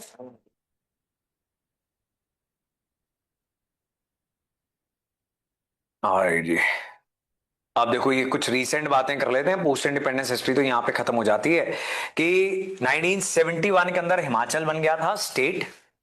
72 के अंदर Manipur, Tripura, Mizoram, Meghalaya, north east frontier agency, इन सबको निकाल दिया गया असम से। पहले ये सारा कुछ असम था, ठीक है। This is important. Mizoram, Arunachal Pradesh, Goa जो है 87 में बने थे, राइट। यहाँ पे कुछ गलत लिखा होगा, मिजोरम, मिजागो आप याद भी रख सकते हो। ऐसे आपको निमोनिक्स बनाने हैं,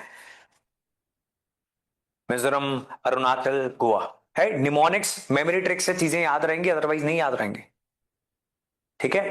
तो ये गेम्स ही आपको खेलते रहना पड़ेगा जब आप पढ़ने बैठो, ठीक बात। देन सिक्किम जो है एक आजाद देश था,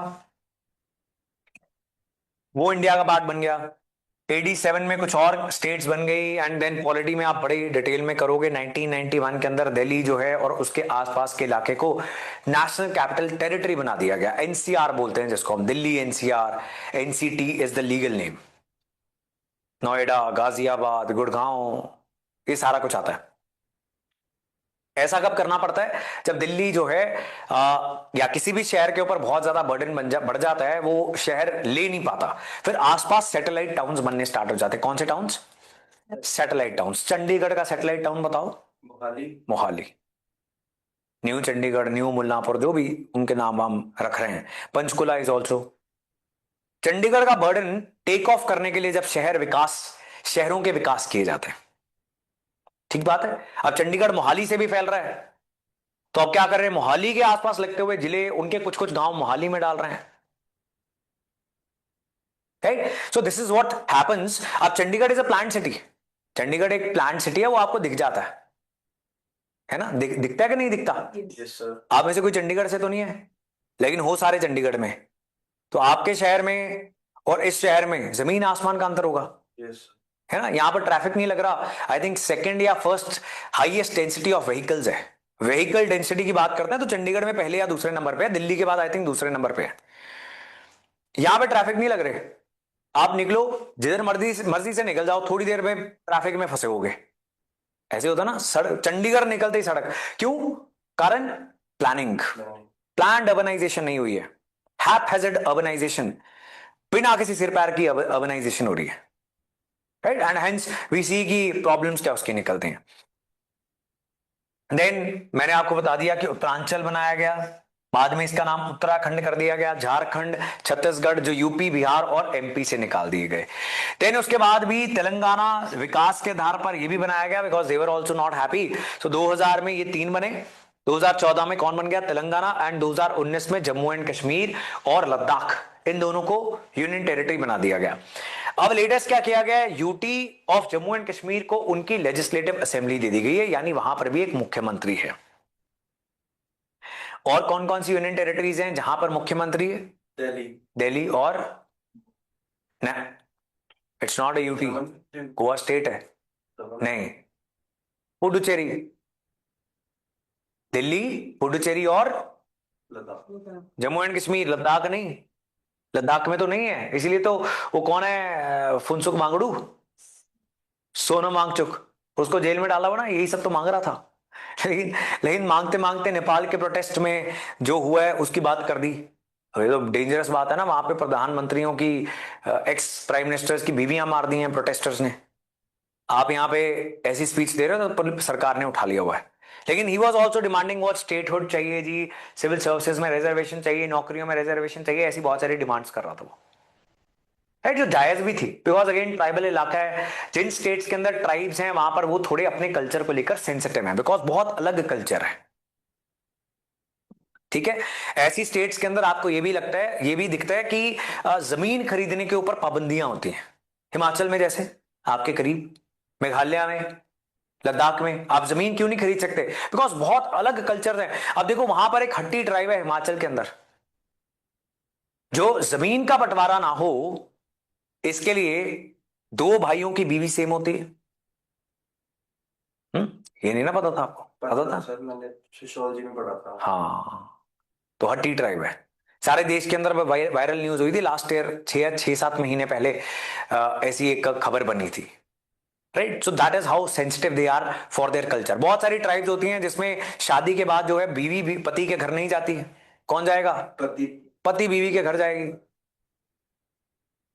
बहुत सारी ऐसी ट्राइब्स होती हैं जहां पर जो हेड ऑफ द हाउस है वो आदमी नहीं है, वो औरतें हैं। तो पति को बोला जा रहा है कि चुप करके वहां बैठो, जब खाना बन जाएगा तो बुलाना। समझ गए? हाँ, ऐसे बहुत डाइवर्स कल्चर है सोसाइटी में, हम पढ़ेंगे डाइवर्सिटी, राइट? जिनको पंजाबी समझ में आती है, पंजाब पीसीएस लॉन्च पैड पे, वैसे आपके लिए नहीं है वो क्लासेस, आपकी भी होंगी, वहां पे सोसाइटी की क्लासेस चल रही हैं, है ना? तो आप वो देख सकते हो अगर मन करे तो। वैसे आप एक चैनल देख लो तो वो ज्यादा बढ़िया बात है। देन इसके अलावा धारा 370 हटाई गई और जम्मू एंड कश्मीर का स्पेशल स्टेटस ले लिया गया और 2 यूटीज बन गई, ये बात क्लियर होगी। ऐसी धारा 371 भी है, 371, वो क्या स्पेशल कुछ प्रोविजंस प्रोवाइड करता है कुछ स्टेट्स को या फिर कुछ स्टेट के कुछ रीजन्स को। वही किसी को लग रहा है कि विकास की कमी है तो सरकार कहती है कि चलो तुम्हें थोड़ा स्पेशल ट्रीटमेंट दे देते हैं। कोई कह रहा है जी हमारे यहाँ पर ट्राइब्स बहुत हैं, हमारी माइनॉरिटी जो है हमें माइनॉरिटी ना कर दे बाहर से आने वाले लोग जो, इसलिए हमें स्पेशल स्टेटस दो, तो सरकार दे देती है, राइट? बड़े इत्मीनान से आप पॉलिटी के अंदर लक्ष्मीकांत बुक के अंदर ये डिटेल में पढ़ोगे, यहां पर तो हमें पढ़ने की जरूरत नहीं है, सरसरी बातें करने की जरूरत है। Now these are many demands जो आज भी देश के अंदर हैं when it comes to different states. Garo, Khasi, Jaintia Meghalaya के अंदर तीनों कह रहे हैं अपनी अपनी स्टेट लेंगे जी, कोई किसी के साथ रहने को तैयार ही नहीं है ना? क्योंकि हर कम्युनिटी बड़ी सेंसिटिव है अपने आप को लेकर। हम भी जिस कम्युनिटी से आते हैं, जब तक आपने प्रिपरेशन स्टार्ट नहीं की थी आप भी बड़े सेंसिटिव हो गए कि मेरी कम्युनिटी है ना। अब पता लगता है कि भाई सभी एक जैसे ही हैं, है ना? सिर्फ हमारे साथ नहीं हो रहा, सबके साथ हो रहा है। एंड इसका हल क्या है? अगर आप कम्युनिटी से निकलकर ऊपर बैठ जाओ, दिल्ली में बैठे हुए प्राइम मिनिस्टर की तरह इमेजिन करो कि करना क्या है, तो फिर आपको भी हल नहीं मिलेंगे। ठीक बात है जी, समझ रहे हो? एक प्रिंसिपल होता है, कहते हैं रिजर्वेशन होनी चाहिए कि नहीं होनी चाहिए।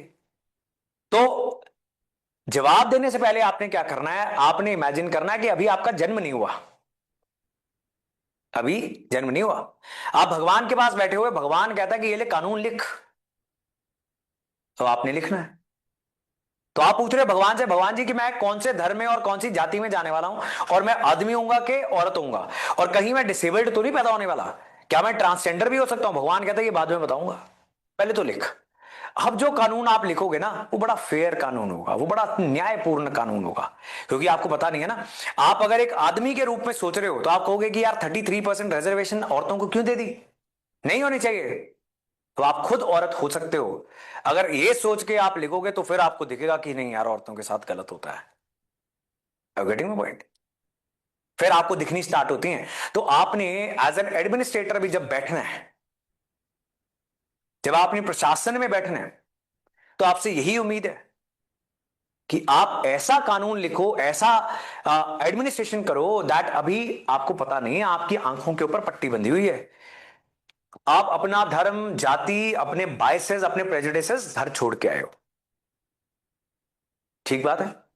यहां पे अभी तक तो क्लास में आप लेके ही आए हुए हो, मुझे पता है वो सारा कुछ, कौन किस बात से अनकंफर्टेबल हो जाता है वो तो दिख भी जाता है कि नहीं ये तो बात सर गलत कर रहे हैं, ये बात नहीं बोलनी चाहिए थी, ऐसा एक्सप्रेशंस में दिख जाता है ना? तो क्या इंटरव्यू में नहीं दिखेगा?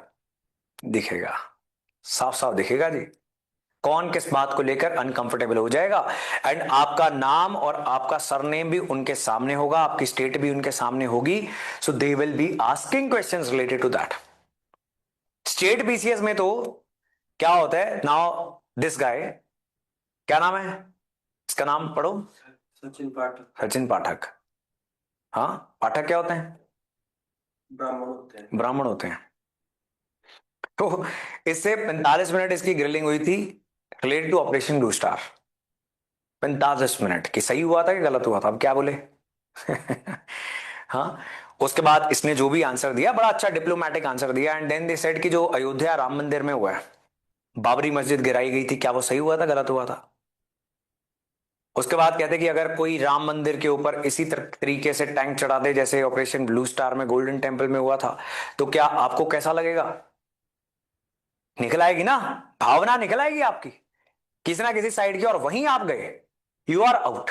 क्योंकि जो पूछने वाला है वो फंडामेंटलिस्ट हो सकता है, लेकिन जो चेयरपर्सन था वो एक आर्मी ऑफिसर था, और उसी ने इस क्वेश्चनिंग को बंद करवाया था। दैट्स एनफ कह के ही गॉट इरिटेटेड कि बहुत हो गया भाई तेरा, क्योंकि सरकारें भेजती है ना मेंबर्स, वो पॉलिटिकल पार्टीज के वर्कर्स भी होते हैं पुराने, या वो पत्रकार होते हैं जिनकी कोई ना कोई अंदर से भावना होती है, सरकार को पता होती है, वो कहती है अपना बंदा भेजते हैं जी। आपने जहां रिवील कर दिया कि मैं बायस रखता हूं, मुझे फर्क पड़ता है, यू आर आउट। आपके आंसर्स में भी आ जाता है।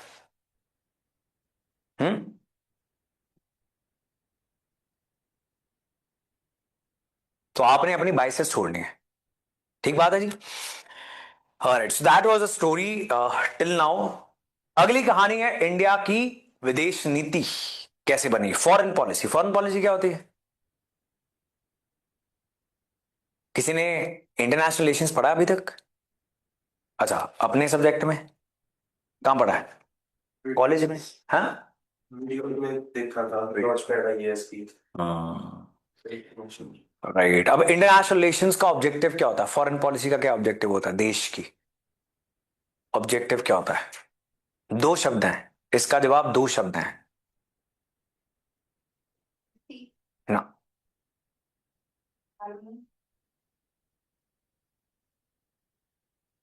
नेशनल इंटरेस्ट क्या होता है? National interest. देश हित। कह रहे हैं कि जी गाजा में इतने बच्चे मर रहे हैं, इंडिया कुछ करता क्यों नहीं? हाँ, एक बार एक बच्चे ने ये पूछ लिया, क्या करे इंडिया? सेना भेज दें? भेजे सेना? भेज देते हैं, लेकिन फिर इसराइल से हथियार खरीदते हैं पाकिस्तान से लड़ने के लिए। जब दुनिया कोई हथियार नहीं देती तो फिर नहीं देगा वो, फिर लड़ लो, तीर कमान से लड़ लो। फिर आप समझे मेरी बात? What I am trying to say is, आपका एक सिंगल ऑब्जेक्टिव होता है, क्या? National interest. फॉरेन पॉलिसी में आप वो करोगे जिससे आपका नेशनल इंटरेस्ट पूरा हो रहा है। फॉर एग्जाम्पल, यूक्रेन और रशिया की लड़ाई होगी, वेस्टर्न कंट्रीज ने इंडिया को दुखी कर दिया कि भाई रशिया से तेल खरीदना बंद करो। रशिया कहता कि आपको डिस्काउंटेड दूंगा। क्या करना चाहिए था हमें? अपने लोगों का देखें, अपने लोगों का देखें ना, कि हमारी इकोनॉमी में इन्फ्लेशन नहीं होगी, इंडियंस को सस्ता तेल मिलेगा, हमारी इकोनॉमी को करोड़ों रुपए का फायदा हो जाएगा। हमने क्या किया? हमने तेल खरीदा रशिया से, एंड सारा वेस्टर्न मीडिया उसने बोलना क्या स्टार्ट कर दिया, दे आर सेइंग कि India is funding Russia's war against Ukraine. पहली बात तो भाई साहब, आप लोग लड़ते क्यों हर कुछ साल के बाद? ये सवाल नहीं जायज है? You start fighting, first world war, second world war, आधी दुनिया कब्जा कर ली, तुम हटते नहीं हो। और जब चाइना ने गलवान वैली के अंदर इंडियन सोल्जर्स मार दिए थे, तो आपने चाइना से व्यापार करना बंद कर दिया। ये क्वेश्चन है कि नहीं जायज? और फिर एक्सटर्नल अफेयर्स मिनिस्टर बन गए हमारे एस जयशंकर, जो चीर फाड़ कर देते हैं बुरे तरीके से, उनसे अगर सवाल पूछ लिया जाए। उन्होंने कहा कि Europe should come out of this mindset that Europe's problems they are the world's problems, but the world's problems they are not Europe's problem. कि तुम मरते हो मरो, वो हमारी दिक्कत नहीं है, तुम आपस में लड़ते रहो भिड़ते रहो, हम नहीं साइड लेंगे जी, लेकिन हमारी लड़ाई हो जाए, सब हमारी साइड होने चाहिए। यही माइंडसेट है ना। हम क्यों ना ले रशिया से तेल? हमें सस्ता मिल रहा है, हमारे लोगों का फायदा हो रहा है, हमारा काम है देश हित। और रशिया ने यूक्रेन पे अटैक क्यों किया? बिकॉज तुमने सेकेंड वर्ल्ड वॉर के बाद नेशनल अटलांटिक ट्रीटी ऑर्गेनाइजेशन बनाई थी, North Atlantic treaty organisation, which was a military alliance. तो जिसमें अमेरिका और यूरोपियन कंट्रीज अपनी मिलिट्रीज को एक साथ लेकर आती हैं। मिलिट्रीज का क्या काम होता है? युद्ध करना होता है, डांस तो नहीं करने आ रही। तो आपने नेटो बनाई कोल्ड वॉर के कारण, कोल्ड वॉर का हम पार्ट नहीं बने। हमने क्या कहा? We are going to stay non aligned. यही कहा ना हमने, नॉन अलाइनमेंट मूवमेंट हमारी चलाई हमने, कि ना हम यूएसए के साथ अलाइन होंगे, ना हम यूएसएसआर के साथ अलाइन होंगे, हम रहेंगे जी पीछे। तो कह रहे हैं कि भाई ये तो तुम पागल हो, दुनिया में इतना इंपॉर्टेंट फैसले हो रहे हैं, तुम पीछे जाके बैठ गए। हम कह रहे हैं हम पीस की साइड पे हैं, हम युद्ध की साइड पे नहीं है। हमें तो दो साइड दिख रही हैं, हम नहीं उसका पार्ट बनना चाह रहे थे। हमें इतनी अमेरिका ने गालियां दी, वेस्टर्न कंट्रीज ने हथियार हमें बेचने बंद कर दिए, पाकिस्तान को हथियार देने स्टार्ट कर दिए, क्योंकि पाकिस्तान तो पहुंच गया। हाँ, पाकिस्तान तो पहुंच गया, अमेरिका की गोदी में बैठ गया जाके और कह रहा है कि जो बताओ क्या करना है जी, बच्चे जिहाद करने के लिए चाहिए अफगानिस्तान में, हम देंगे। और शुरू हो गया वो। यहां से तो पागलपन स्टार्ट हुआ। अदरवाइज तो ऐसे कोई, जब तक सरकार डायरेक्शन ना दे सारी की सारी कम्युनिटी सनकी हो जाए, ऐसा थोड़ी होता है, नहीं ना होता। This is what happened. अब आपने नेटो बनाई, कोल्ड वॉर खत्म हो गई, यूएसएसआर के टुकड़े हो गए, रशिया बड़ी कमजोर इकोनॉमी बन गया, कुछ सालों में अपने आप को रिकवर कर रहा है। अब आप बोल रहे हो कि अब नेटो को एक्सपैंड करेंगे, नेटो में और देश लेकर आओ। कौन? यूक्रेन। रशिया कह रहा है कि मेरे बॉर्डर की कंट्री नेटो में डाल रहे हो, why are you doing this, क्यों कर रहे हो, पर्पस क्या आपका? कहानी समझ रहे हो कि नहीं समझ रहे?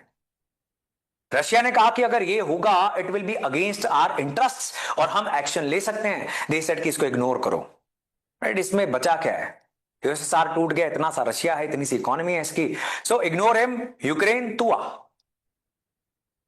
तो जैसे ही ऐसे होने लगा, बहुत करीब था, तो फिर रशिया ने अटैक कर दिया। अब किसकी गलती है? इंडिया की। हमने कहा था ये सब करो, कोल्ड वॉर्स करो, कैपिटलिज्म अच्छा है कि सोशलिज्म अच्छा है, नेटो को और बड़ा करने की जरूरत है या नहीं है। हमने तो कुछ नहीं ना कहा, हमारी 10 लड़ाइयां हो गई, 1948, 62, 65, 71, 99। पाकिस्तान हमारे प्रिजनर्स ऑफ वॉर जो हैं उनकी आंखें निकाल के, हड्डियां 50 जगह से तोड़ के वापस भेज देता है, उनकी डेड बॉडीज फेंक जाता है। Captain Saurabh Kalia. The world is not taking any stand on that. When nobody is standing for us, we should at least stand for ourselves. ये बात सच है कि नहीं? हमें किसके लिए खड़ना है? अपने लिए खड़ना है ना। हम अपना राष्ट्र हित देखेंगे बस, और कुछ नहीं देखेंगे, और उसके लिए जो करना पड़े, साम दाम दंड भेद, हम करेंगे। साम क्या होता है? समझौता। दाम क्या होता है? खरीद लो। दंड क्या होता है? पनिश। भेद, अंदर घुस जाओ, बलूचिस्तान कर दो, सिंध कर दो, आजाद कश्मीर में दंगे करवा दो, प्रोटेस्ट करवा दो। तो अपना हमारा नेशनल इंटरेस्ट, हमें तो अपने लोग देखने के नहीं। आज इंडिया पीसफुल है पूरे एशिया के अंदर। आपको एशिया के अंदर पीसफुल कंट्रीज बहुत कम मिलेंगी। साउथ एशिया के तो धज्जियां उड़ी पड़ी हैं, उसका कुछ तो कारण है कि नहीं? So one single objective of foreign policy is, it is not ethics. मानवता नहीं हम फैलाने, हम चैरिटी नहीं करने निकले हुए। It should be very clear, national interest, देश हित, बस, फुल स्टॉप, नथिंग एल्स। ये बात समझे? मैंने आपको सारी कहानी क्यों बताई? ये सारी कहानी मैंने आपको इसलिए बताई बिकॉज अक्सर बच्चे क्लासेस में क्या पूछते हैं कि सर यूक्रेन के साथ बहुत बुरा हो रहा है, why is India buying oil? ओ भाई, यूरोप आज भी खरीद रहा है अपने न्यूक्लियर रिएक्टर्स चलाने के लिए, वो भी रशिया से ही अपने रिसोर्सेज खरीद रहा है, यूरेनियम खरीद रहा है, और हमारे ऊपर प्रेशर डाल रहा है अमेरिका क्या, कि तू तेल खरीदना बंद कर। राइट, तो हम तो नहीं करेंगे। हमने तो इतना तेल खरीदा, रिजर्व्स भी बना लिए, स्ट्रैटेजिक रिजर्व्स रखे हुए हैं पेट्रोल के, वो भी सस्ता खरीद के। अब हमने रशिया को कहा कि भाई पूरी दुनिया का ही तेल का दाम कम हो गया है, अमेरिका हमें दुखी भी कर रहा है, हमारे एक्सपोर्टर्स के ऊपर सबसे ज्यादा दुनिया में टैरिफ लगा दिया हुआ है, और इतना डिस्काउंट आप दे नहीं पा रहे, so let's just tone it down a bit. आपको और तरीके से जरूर मदद करेंगे, हथियार लेते हैं आपके, बिकॉज ऑपरेशन सिंदूर में हथियार रशियन हमने बहुत यूज किए, इजरायली हमने बहुत यूज किए। एक कंट्री जिसने खुल के समर्थन किया इंडिया का, वो थी इजराइल। सर, जैसे इंडिया रशिया से काफी हैवी बल्क में तेल ले रहा है चीन, इंडिया के अंदर प्राइस उसका कम क्यों नहीं हो रहा या फर्क क्यों नहीं पड़ रहा? Very nice. ऐसी कौन सी है, जैसे अपना E20 का इथेनॉल कह रहे हैं, जिसके अंदर ये है कि पेट्रोल की क्वांटिटी मतलब थोड़ी कम होगी, और इथेनॉल होएगा उसकी 20% रहेगी पहले से बढ़ा के, उससे भी सर फर्क क्यों नहीं पड़ रहा प्राइस में? बिकॉज सरकार चाहती नहीं है कि प्राइस कम हो। टैक्सेस कह सकते हैं हम। सरकार को बड़े सारे ऑब्जेक्टिव्स हैं। देखो, जिन कंट्रीज के अंदर पेट्रोल सस्ता था वो बर्बाद हो गई। श्रीलंका की एग्जांपल होती थी, पाकिस्तान की होती थी, ये दोनों आईएमएफ के पास पहुंचे होते हैं हर कुछ समय के बाद। Right, number 1। नंबर 2, जब इंटरनेशनल मार्केट्स के अंदर ऑयल प्राइसेस कम हो जाते हैं, सरकार के पास अपॉर्चुनिटी होती है अपने खजाने को बफर अप करने की। So Indian government is going to have a lot of money. और तेल सस्ता कर देना मतलब है इलेक्ट्रिक व्हीकल की इमर्ज करती हुई इंडस्ट्री को खत्म कर देना। Why will people buy electric vehicles when the oil is expensive? फिर तेल सस्ता कर देने का मतलब है कि आप पोल्यूशन की भी धज्जियां उड़ा दो। Do we want that? We don't want that. So that is the reason. ये बड़े बोल्ड डिसीजंस होते हैं। जैसे आपका ये सवाल है, सारे देश का ये सवाल है ना कि मोदी सरकार तेल सस्ता क्यों नहीं करती? Because economically speaking it is not a good idea, environmentally speaking it is not a good idea. हमारी जो आज इलेक्ट्रिक व्हीकल इंडस्ट्री है, या तो उसको सरकार बहुत सब्सिडी दे, सब्सिडी देने के लिए कहां से पैसा आएगा? टैक्स ही तो आएगा। दुनिया की सबसे बड़ी इंश्योरेंस स्कीम इंडिया चलाता है, भारत, दिस आयुष्मान भारत। पैसा 67% इंडियंस का अनाज जो है वो भारत सरकार नेशनल फूड सिक्योरिटी एक्ट के तहत सस्ता या मुफ्त देती है। कहां से आएगा पैसा? We need money. आप अपने लोगों को खुश करने के लिए शॉर्ट टर्म में जब मुफ्त की चीजें बांटते हो या सस्ती चीजें देते हो, आप पीढ़ियां की पीढ़ियां बर्बाद कर देते हो। राइट? श्रीलंका में तेल के दाम बहुत कम थे, उन्होंने एक और स्टेप लिया कि सारी एग्रीकल्चर ऑर्गेनिक करेंगे। फूड बहुत कम हो गया बिकॉज आप धीरे धीरे ऑर्गेनिक करते हो, एग्रीकल्चर को एकदम से कर दिया, प्रोडक्शन जो फूड की थी वो कम हो गई, अब आपको खरीदना भी है। फिर क्या हुआ? वहां पर एक ईस्टर बॉम्बिंग हो गई, मुस्लिम्स ने क्रिश्चियंस के चर्च के अंदर बॉम्ब वगैरह आईसिस ने चला दिए। तो श्रीलंका की इकोनॉमी में तीसरा बड़ा जो सेक्टर था वो था टूरिज्म, वो भी खत्म हो गया, लोगों ने जाना बंद कर दिया, वो बैंकरप्ट हो गई इकोनॉमी, उसको आईएमएफ से लोन लाना पड़ा। Are you getting my point? So ये मल्टीपल फैक्टर्स हैं। एनवायरमेंट को बचाना, इलेक्ट्रिक व्हीकल इंडस्ट्री अगर आज ग्रो नहीं करेगी तो चाइना और जितने भी मैन्युफैक्चरर्स आ रहे हैं उनसे बहुत पीछे रह जाएगी। जितना तेल महंगा होगा उतनी इलेक्ट्रिक गाड़ियां बिकती हैं,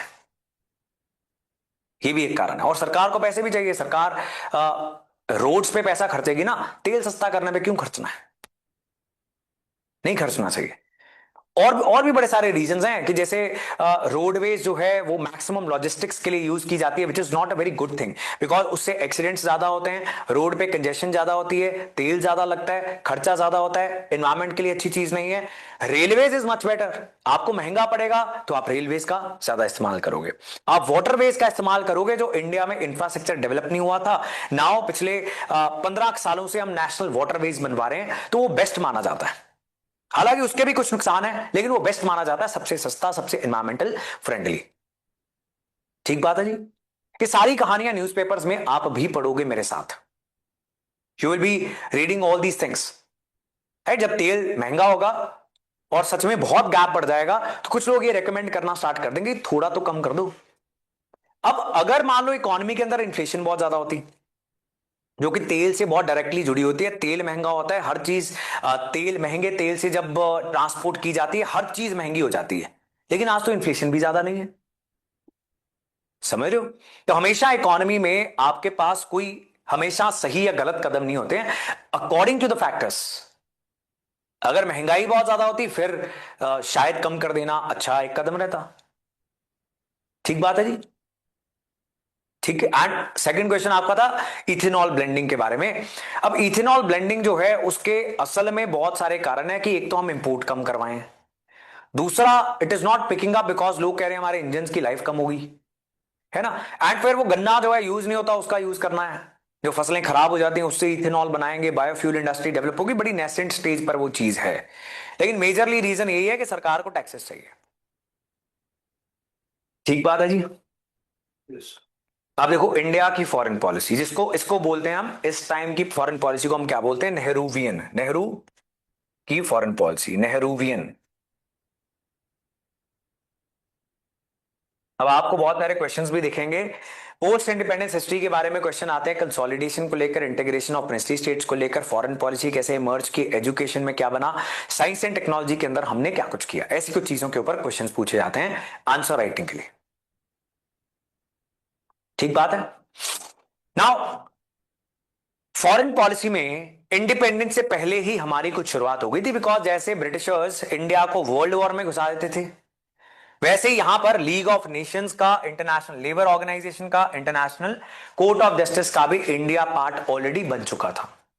इनफैक्ट ट्रीटी ऑफ वर्सेल्स जब साइन हुई थी फर्स्ट वर्ल्ड वॉर में, क्योंकि हमारे सैनिक जबरदस्ती यहां से उठा के लेके गए थे, और तो क्या कारण था, तो उसमें भी इंडिया के साइन करवा दिए। अब इंडिया के कौन साइन कर रहा है? इंडिया को कोई प्रधानमंत्री थोड़ी था, ब्रिटिशर्स ही कर रहे थे, जबरदस्ती ले जाते थे, हमें तो लड़ना ही नहीं था, राइट। अपनी तो वो भी इनकी लड़ाइयां थी कि कॉलोनियल एम्पायर किसका बड़ा होगा, तो लड़ते रहते थे। अपनी सारी की सारी मेल पीढ़ी खत्म कर ली इन्होंने, यूरोपियंस ने, है ना। And they used to tell us कि भाई हम सिविलाइज्ड हैं, तुम भूखे नंगे गरीब नालायक लोग हो। तो ऐसी हरकतें करते हुए तो अच्छे नहीं लगते पर सिविलाइज्ड और सभ्य लोग, right. So that is what they did. लेकिन फॉरेन पॉलिसी असल में स्टार्ट हुई आफ्टर इंडिपेंडेंस, जिसमें कुछ बड़े बड़े प्रिंसिपल्स थे। कौन कौन से प्रिंसिपल्स थे? Pan Asian nationalism. कौन सा? पैन एशियन नेशनलिज्म, मतलब सारे एशिया को एक रूप में देख रहे थे। अब जैसे यूनाइटेड स्टेट्स ऑफ अमेरिका बना था, यूरोप एक यूरोपियन यूनियन है, वैसे अफ्रीकन लोगों ने भी कुछ अपने लेवल पर प्रयास किए कि सारे अफ्रीका की एक यूनियन हो, सारे एशिया की एक यूनियन हो, राइट। हालांकि it didn't pick off because we all started fighting with each other. हमारे धार्मिक आइडियोलॉजीज में ऐसे डिफरेंसेस आ गए हैं कि वो कभी को एग्जिस्ट कर नहीं पाएंगे अगर फंडामेंटलिस्ट विचारधारा हमारी रहेगी तो। समझ रहे हो इस बात को? घबरा गए हो? हम्म समझ आई मेरी बात जो मैंने कही है? सदमे में हैं, ऐसी शक्ल क्यों बना के बैठते हो? आपकी वीडियो बना के दिखाऊं आपको सबको? सच में ऐसा लगता है सदमे में चले गए हैं। ये वाली बात मैंने क्या बहुत खतरनाक बोल दी? ऐसा मेरे को सोचना पड़ता है। नींद आ गई है? थक गए हो? एक स्ट्रेच में कितने घंटे बैठ के पढ़ लेते हो? एक स्ट्रेच में 15 मिनट, 2 दिन के 2-3 घंटे बिना उठे? 45 मिनट्स। 45 minutes, 30-45 minutes. तभी तभी इतनी इतनी देर हो गई है तो सोच रहे हैं कि थोड़ा दिमाग को झटके वटके लगवाओ मेरे को।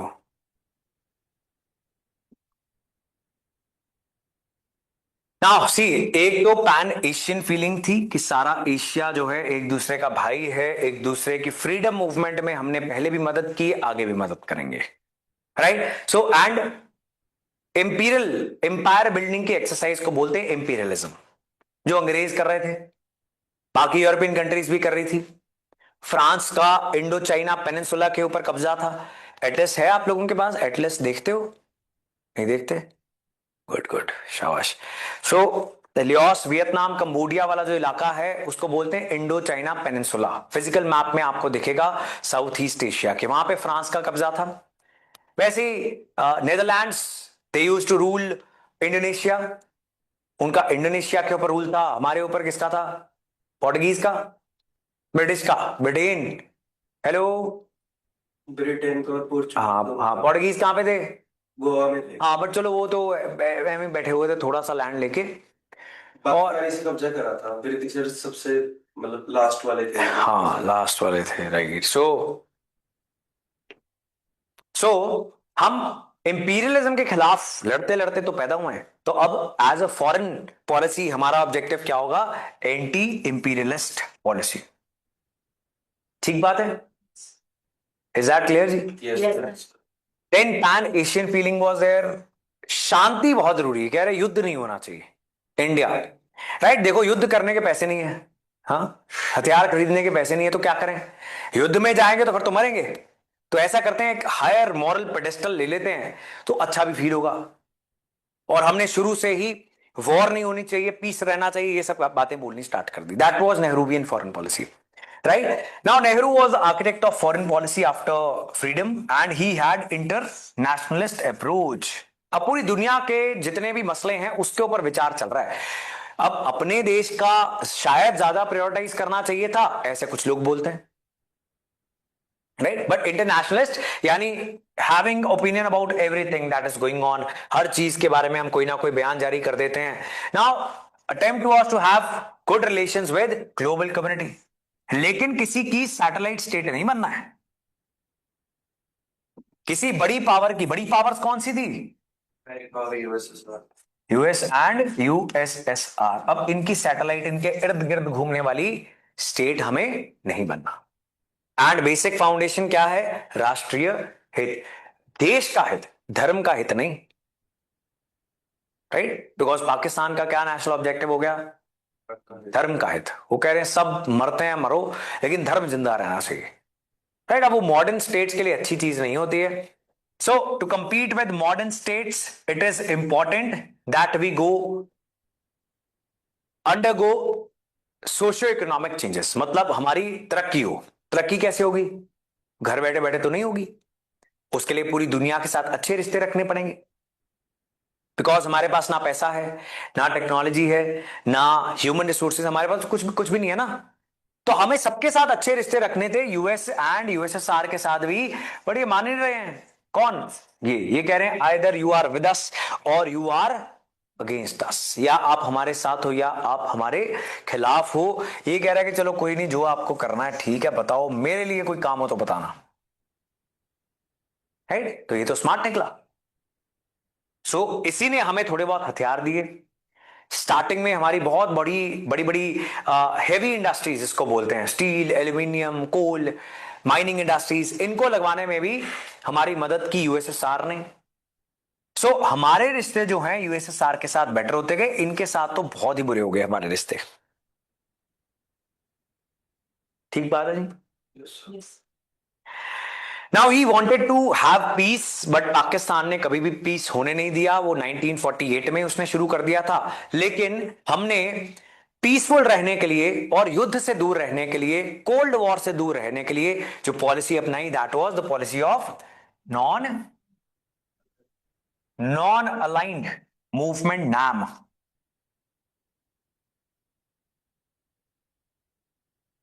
राइट, सो हमने डिसाइड किया that we are not going to align with US और यूएसएसआर।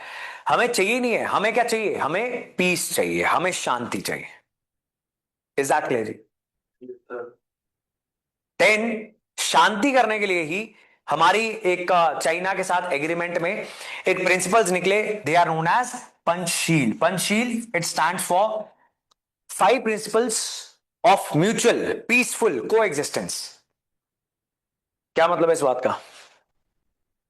हाँ सी, ये है म्यूचुअल एंड पीसफुल को एग्जिस्टेंस, कि एक दूसरे के साथ को एग्जिस्ट तो करना पड़ेगा, कहां भाग सकते हैं, है ना। जब आप पीसफुली अपने नेबर के साथ को एग्जिस्ट नहीं करोगे, you are not going to be having stable economic growth.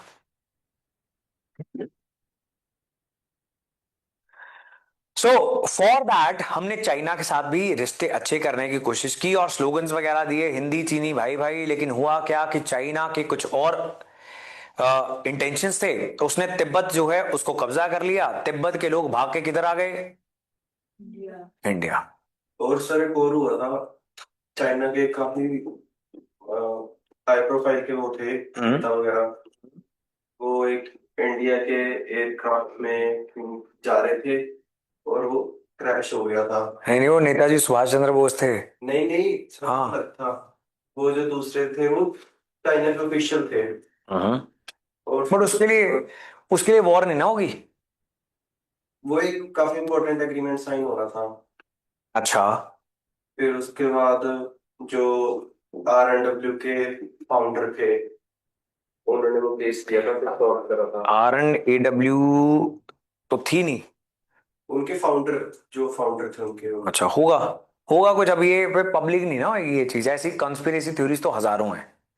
India China war, क्यों इंडिया हारा, उसके हजारों डिफरेंट वर्जन्स ऑफ स्टोरी हैं। लाल बहादुर शास्त्री कैसे मरे, सुभाष चंद्र बोस कैसे, ये कॉन्स्पिरेसी थ्योरीज है। इसको हम ना पब्लिकली डिस्कस कर सकते हैं ना बता सकते हैं, बिकॉज कोई प्रूफ नहीं है। लाल बहादुर शास्त्री को CIA ने, अमेरिका के इंटेलिजेंस एजेंसी ने जहर देके मार दिया था, प्रूफ नहीं है ना, है ना। हमारे साइंटिस्ट जो न्यूक्लियर प्रोग्राम पे काम कर रहे थे, उनको मार दिया था, प्रूफ नहीं है। ठीक बात है। So now we tried. अब हुआ क्या, क्योंकि इंडिया में आ गए शरणार्थी, अब शरणार्थी आए हुए को कभी वापस भेजते नहीं है हम, तो हमने रख लिए। चाइना नाराज हो गया, चाइना ने वॉर कर दी और हमें पीटा पूरे तरीके से। राइट, सो अब होता क्या है कि अक्सर देश पढ़ा देते हैं अपनी टेक्स्ट बुक्स के अंदर कि हम जीत गए, हम सारी वॉर जीते हैं, है ना। बट इंडिया में ऐसा नहीं हुआ। We know that it was for 24-48 hours only. उनकी सेना आई, हम भागे और वो चली गई। शायद वो युद्ध करना नहीं चाहती थी, शायद वो ये मैसेज देना चाहती कि भाई अपनी लिमिट्स में रहो। बट फिर चाइना में भी बड़ी सारी ट्रबल्स हो गई। चाइना ने डिसाइड किया कि पहले हम इकोनॉमिक ग्रोथ करेंगे, फिर बाहरी मसलों को हल करेंगे। साथ साथ में दोनों करना प्रॉब्लम क्रिएट करेगा। Is it clear? लेकिन ये पंचशील जो है उसके बाद बहुत सारे एग्रीमेंट्स में एक इंपॉर्टेंट प्रिंसिपल बन गया था क्या, आप हमारी इंटेग्रिटी और सॉवरेनिटी को रिस्पेक्ट करोगे, हम आपकी को करेंगे। म्यूचुअल मतलब होता है कि आप मेरी और मैं आपकी। नॉन एग्रेशन, एग्रेशन नहीं करेंगे, इंटरफेयर नहीं करेंगे, इक्वालिटी रखेंगे, म्यूचुअल बेनिफिट इंश्योर करेंगे, पीसफुल को existence is the basic objective. ये है पंचशील। क्या है? पंचशील। नाम stands for what? Non aligned movement. ठीक बात है, घर जाके पढ़ लोगे? यस। Yes sir. हाँ पढ़ लेना, नहीं तो फिर बेइज्जती कराओगे जो कॉलेज में है खासकर। हाँ किनका कॉलेज अभी स्टार्ट होना है? First year. आपने क्यों लेट कर दिया कॉलेज, मेरे को पता लगा। अगले साल करूंगा सर। वो क्यों? वो सर रेगुलर था इस साल, फिर जो मैंने सोचा पीसीएस की तैयारी करनी है। मैं आपको अगर सलाह दूं, साल नहीं वेस्ट करना होता। उम्र इस टाइम पे लगता है बहुत टाइम है, लेकिन बाद में पता लगता है टाइम नहीं है। तो अभी अगर फैसला रिवर्स हो सकता है, आपको कर लेना चाहिए। सर 3 को पता ले छोड़ दिया था। कोई ना कोई कॉलेज कर लेता होता है सेटिंग आसपास वाला, समझ रहे हो? चंडीगढ़ से बाहर जाओगे, एडमिशन मिल नहीं रही होती, वो तो कह रहे होते हैं आ जाओ भाई। यूनिवर्सिटी वही होती है, पंजाब यूनिवर्सिटी होती है, डिग्री वही मिलनी, कॉलेज का नाम भी नहीं लिखा होता। बच्चे एम ही कॉलेजों को लेके पागल हुए पड़े हैं, किसी ने पूछना भी नहीं कॉलेज कौन सा था। समझ रहे हो? वही डिग्री आनी है, वही पंजाब यूनिवर्सिटी लिखा होना है, कॉलेज का नाम भी नहीं होगा उसके ऊपर। तो सो कहीं ना कहीं सेटिंग होती है, बिकॉज अभी कौन सा उन्होंने एग्जामिनेशन की फीस भेजी होगी तो कर लेनी चाहिए। कॉलेज पे ज्यादा ध्यान नहीं देना चाहिए, सिर्फ पास होना चाहिए, 60% से ज्यादा नंबर आने चाहिए, और कॉलेज की डिग्री ने आपको कुछ नहीं लेके देना। जिनकी हो गई उनसे पूछ लो। Wastage of share, wastage of time है ये सारे कॉलेज यूनिवर्सिटी सिस्टम। यही सोच के छोड़ा था। हाँ ठीक है, बात सही है, लेकिन पेपर देने हैं। क्योंकि बेसिक क्वालिफिकेशन जितनी जल्दी हमारे हाथ में आएगी उतनी जल्दी हम एग्जाम्स भरने स्टार्ट करेंगे। हरियाणा सिविल सर्विसेज 19 साल मिनिमम एज है। समझ रहे हो? लोगों को राज ही नहीं पता कि करना क्या होता है, सिर्फ एक एग्जाम को टारगेट करके बैठे रहते हैं। अब इतने सारे फैक्टर्स हैं जो सारे हमारे हाथ में है ही नहीं। पहली बात तो क्या आपने सही तैयारी की? सही तैयारी का मतलब क्या होता है, एक बार फिर से बता देता हूं। क्या आपने एनसीईआरटी पढ़ी कि आपने कोई एनसीईआरटी की जिस्ट वाली किताब खरीद ली? है ना, कोई किताब वाले अंकल ने तो बेचनी है तो 60 रुपए वाली एनसीईआरटी में कितना मार्जिन निकलेगा?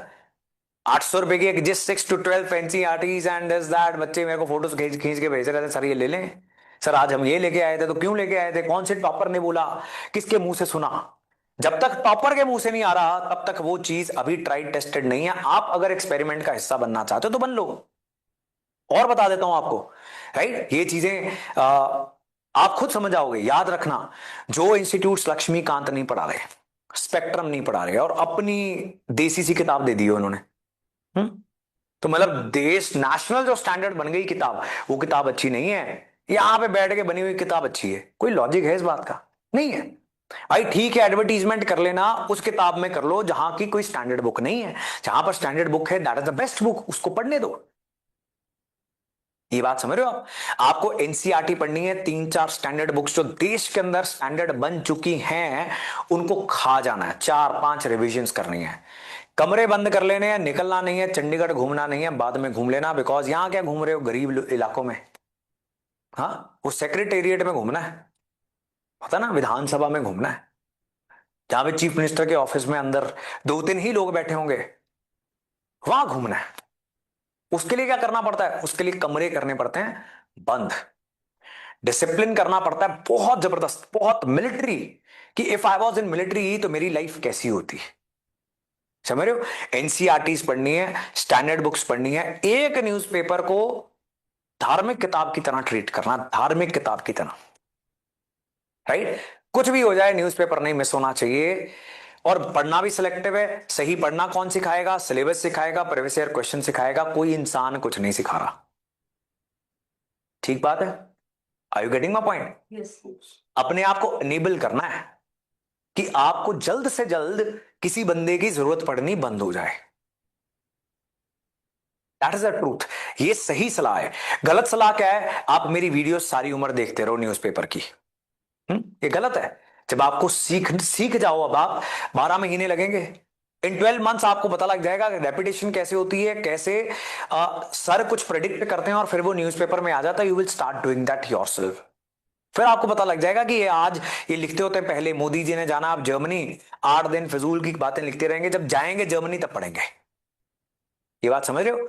इसके लिए लेकिन आज गलतियां करनी पड़ेंगी, फिर सही ट्रैक पर आएंगे। टाइम सबके पास बहुत कम है, राइट? लेकिन हैप तैयारी करके जाओगे तो बहुत बड़ी गलती करोगे। चाहे 2026 का टारगेट किया हुआ है 27 कर लो, लेकिन करके अच्छी जाओ। ठीक बात है? वो देख लेते हैं सर, ठीक है, फिर डिप्रेशन से नहीं बचते। फिर आप लोग, आपको कहा जाता है कि भाई हौसला मजबूत रखना फेल होके, क्योंकि ऐसे थोड़ी हो रहा कि एम ही चले गए तो और हो गया, तो बाद में आगे 2-3 महीने तो डिप्रेशन में रहते हैं। अब खुद ही कह रहे थे देख रहे हैं भाई, डिप्रेशन किस बात का? ये बात समझ रहे हो? ये गलतियां सब हमने देख रखी हैं, खुद मत करना। And we are always available for discussion once you are very discipline, you are doing all of this. ठीक बात है? आपके आसपास ओपिनियंस आएंगे, आपको लोग बोलेंगे, आप किसी भी इंस्टीट्यूट में हो, आप किस इंस्टीट्यूट में, अच्छा ये वाली किताब पढ़ रहा है, वो क्यों, वो वाली अखबार पढ़ रहा है, ये नहीं पढ़नी होती। ओ भाई, किसको सुनना है जाके? टॉपर्स को। ठीक बात है? Is this clear? Yes. And this is how toppers have been created. सीधी सी बात है, राइट? अगर नहीं यकीन बताओ, दिखाऊं आपको आरुषि का मैसेज लास्ट। आरुषि पता है आपको? Yes sir. Yes, sir. हाँ। अब वो पहुंच गई है पिछले Sunday national police academy, right? मतलब अक्सर क्या होता है, लोग क्लियर कर लेते हैं, फिर वो कहते हैं कौन टीचर कौन इंस्टीट्यूट, मैं जा रहा हूं। ये एक ऐसा बच्चा है जो एक एक पल पल का अपडेट भेजता है कि सर अब पहुंच गए हैं लवासना, मेरी हो गई है बुरी हालत, मेरे से सहा नहीं जा रहा इतनी ट्रेनिंग, थोड़ी सी सेहत थोड़ी सी कमजोर है। तो right, these kind of things. But अथाह डिसिप्लिन, तपस्या जिसको बोलते हैं, हम पागल भी नहीं होना। ठीक बात है? बातें समझ रहे हो कि नहीं समझ रहे? Yes, sir. यस और no? Yes, sir. But you will have to do now. Yes, sir. कितने घंटे पढ़े में क्लासेस नहीं डालनी होती? डाल तो नहीं रहे? हाँ, क्लास पढ़ाई नहीं है, ठीक है? क्लास पढ़ाई के ऑर्डर में सबसे कम इंपॉर्टेंट चीज है। ये आपके 8 घंटे की पढ़ाई को 3 घंटे में करने की कोशिश करती है बस क्लास, और कुछ नहीं करती। बिकॉज आप एकदम ये कहानी पढ़ोगे, इंटरनेट पे सर्च करोगे, ये कब हुआ था, वो क्या, चेन ऑफ इवेंट्स नहीं बनेंगे। ये सारी चीजें क्लास ने कर दी। पढ़ाई स्टार्ट होनी है जब आपने किताब के साथ बैठना, बस। Is this clear ji? Yes, sir. So जो भी पेंडेंसी आपकी जिस भी सब्जेक्ट की, आपकी अगले 3 दिन के अंदर खत्म हो जानी चाहिए। लंबे टारगेट्स पूरे नहीं होते हैं, 3-4 दिन के अंदर मैक्सिमम पेंडेंसीज खत्म करनी है आपने। अपना लाइफस्टाइल और अपना शेड्यूल सही करना पहले तो, ठीक है? Anything you want to ask say? हाँ जी, एनीबडी, ऑनलाइन ऑफलाइन, कुछ भी कहना चाहते हो? कोई भी प्रॉब्लम आ रही हो, हाँ, किसी के भी बारे में, एनीथिंग, आप मेरे को सीक्रेटली व्हाट्सएप कर सकते हो। ठीक बात है? तो मतलब मेरा काम है हल करना। Problem can be about teachers, it can be about environment, it can be about anything. ठीक है? अगर आप कहोगे कि सर बताना मत, मैंने कहा है, तो मैं नहीं बताऊंगा। समझ गए मेरी बात? So you are the intelligence network for me, right? From the smallest of the thing कि सर वॉशरूम साफ नहीं होते, एनीथिंग। Is is clear? तो आपने झिझकना नहीं है बिल्कुल भी, आपने व्हाट्सएप कर देना अपना नाम वाम, सेंटर कौन सा है, ऑनलाइन हो ऑफलाइन हो, whatever you want to say, and you just tell me कि ये प्रॉब्लम आ रही है सर। अगर हो पाएगा तो उसका सोल्यूशन जरूर होगा। चलो जी।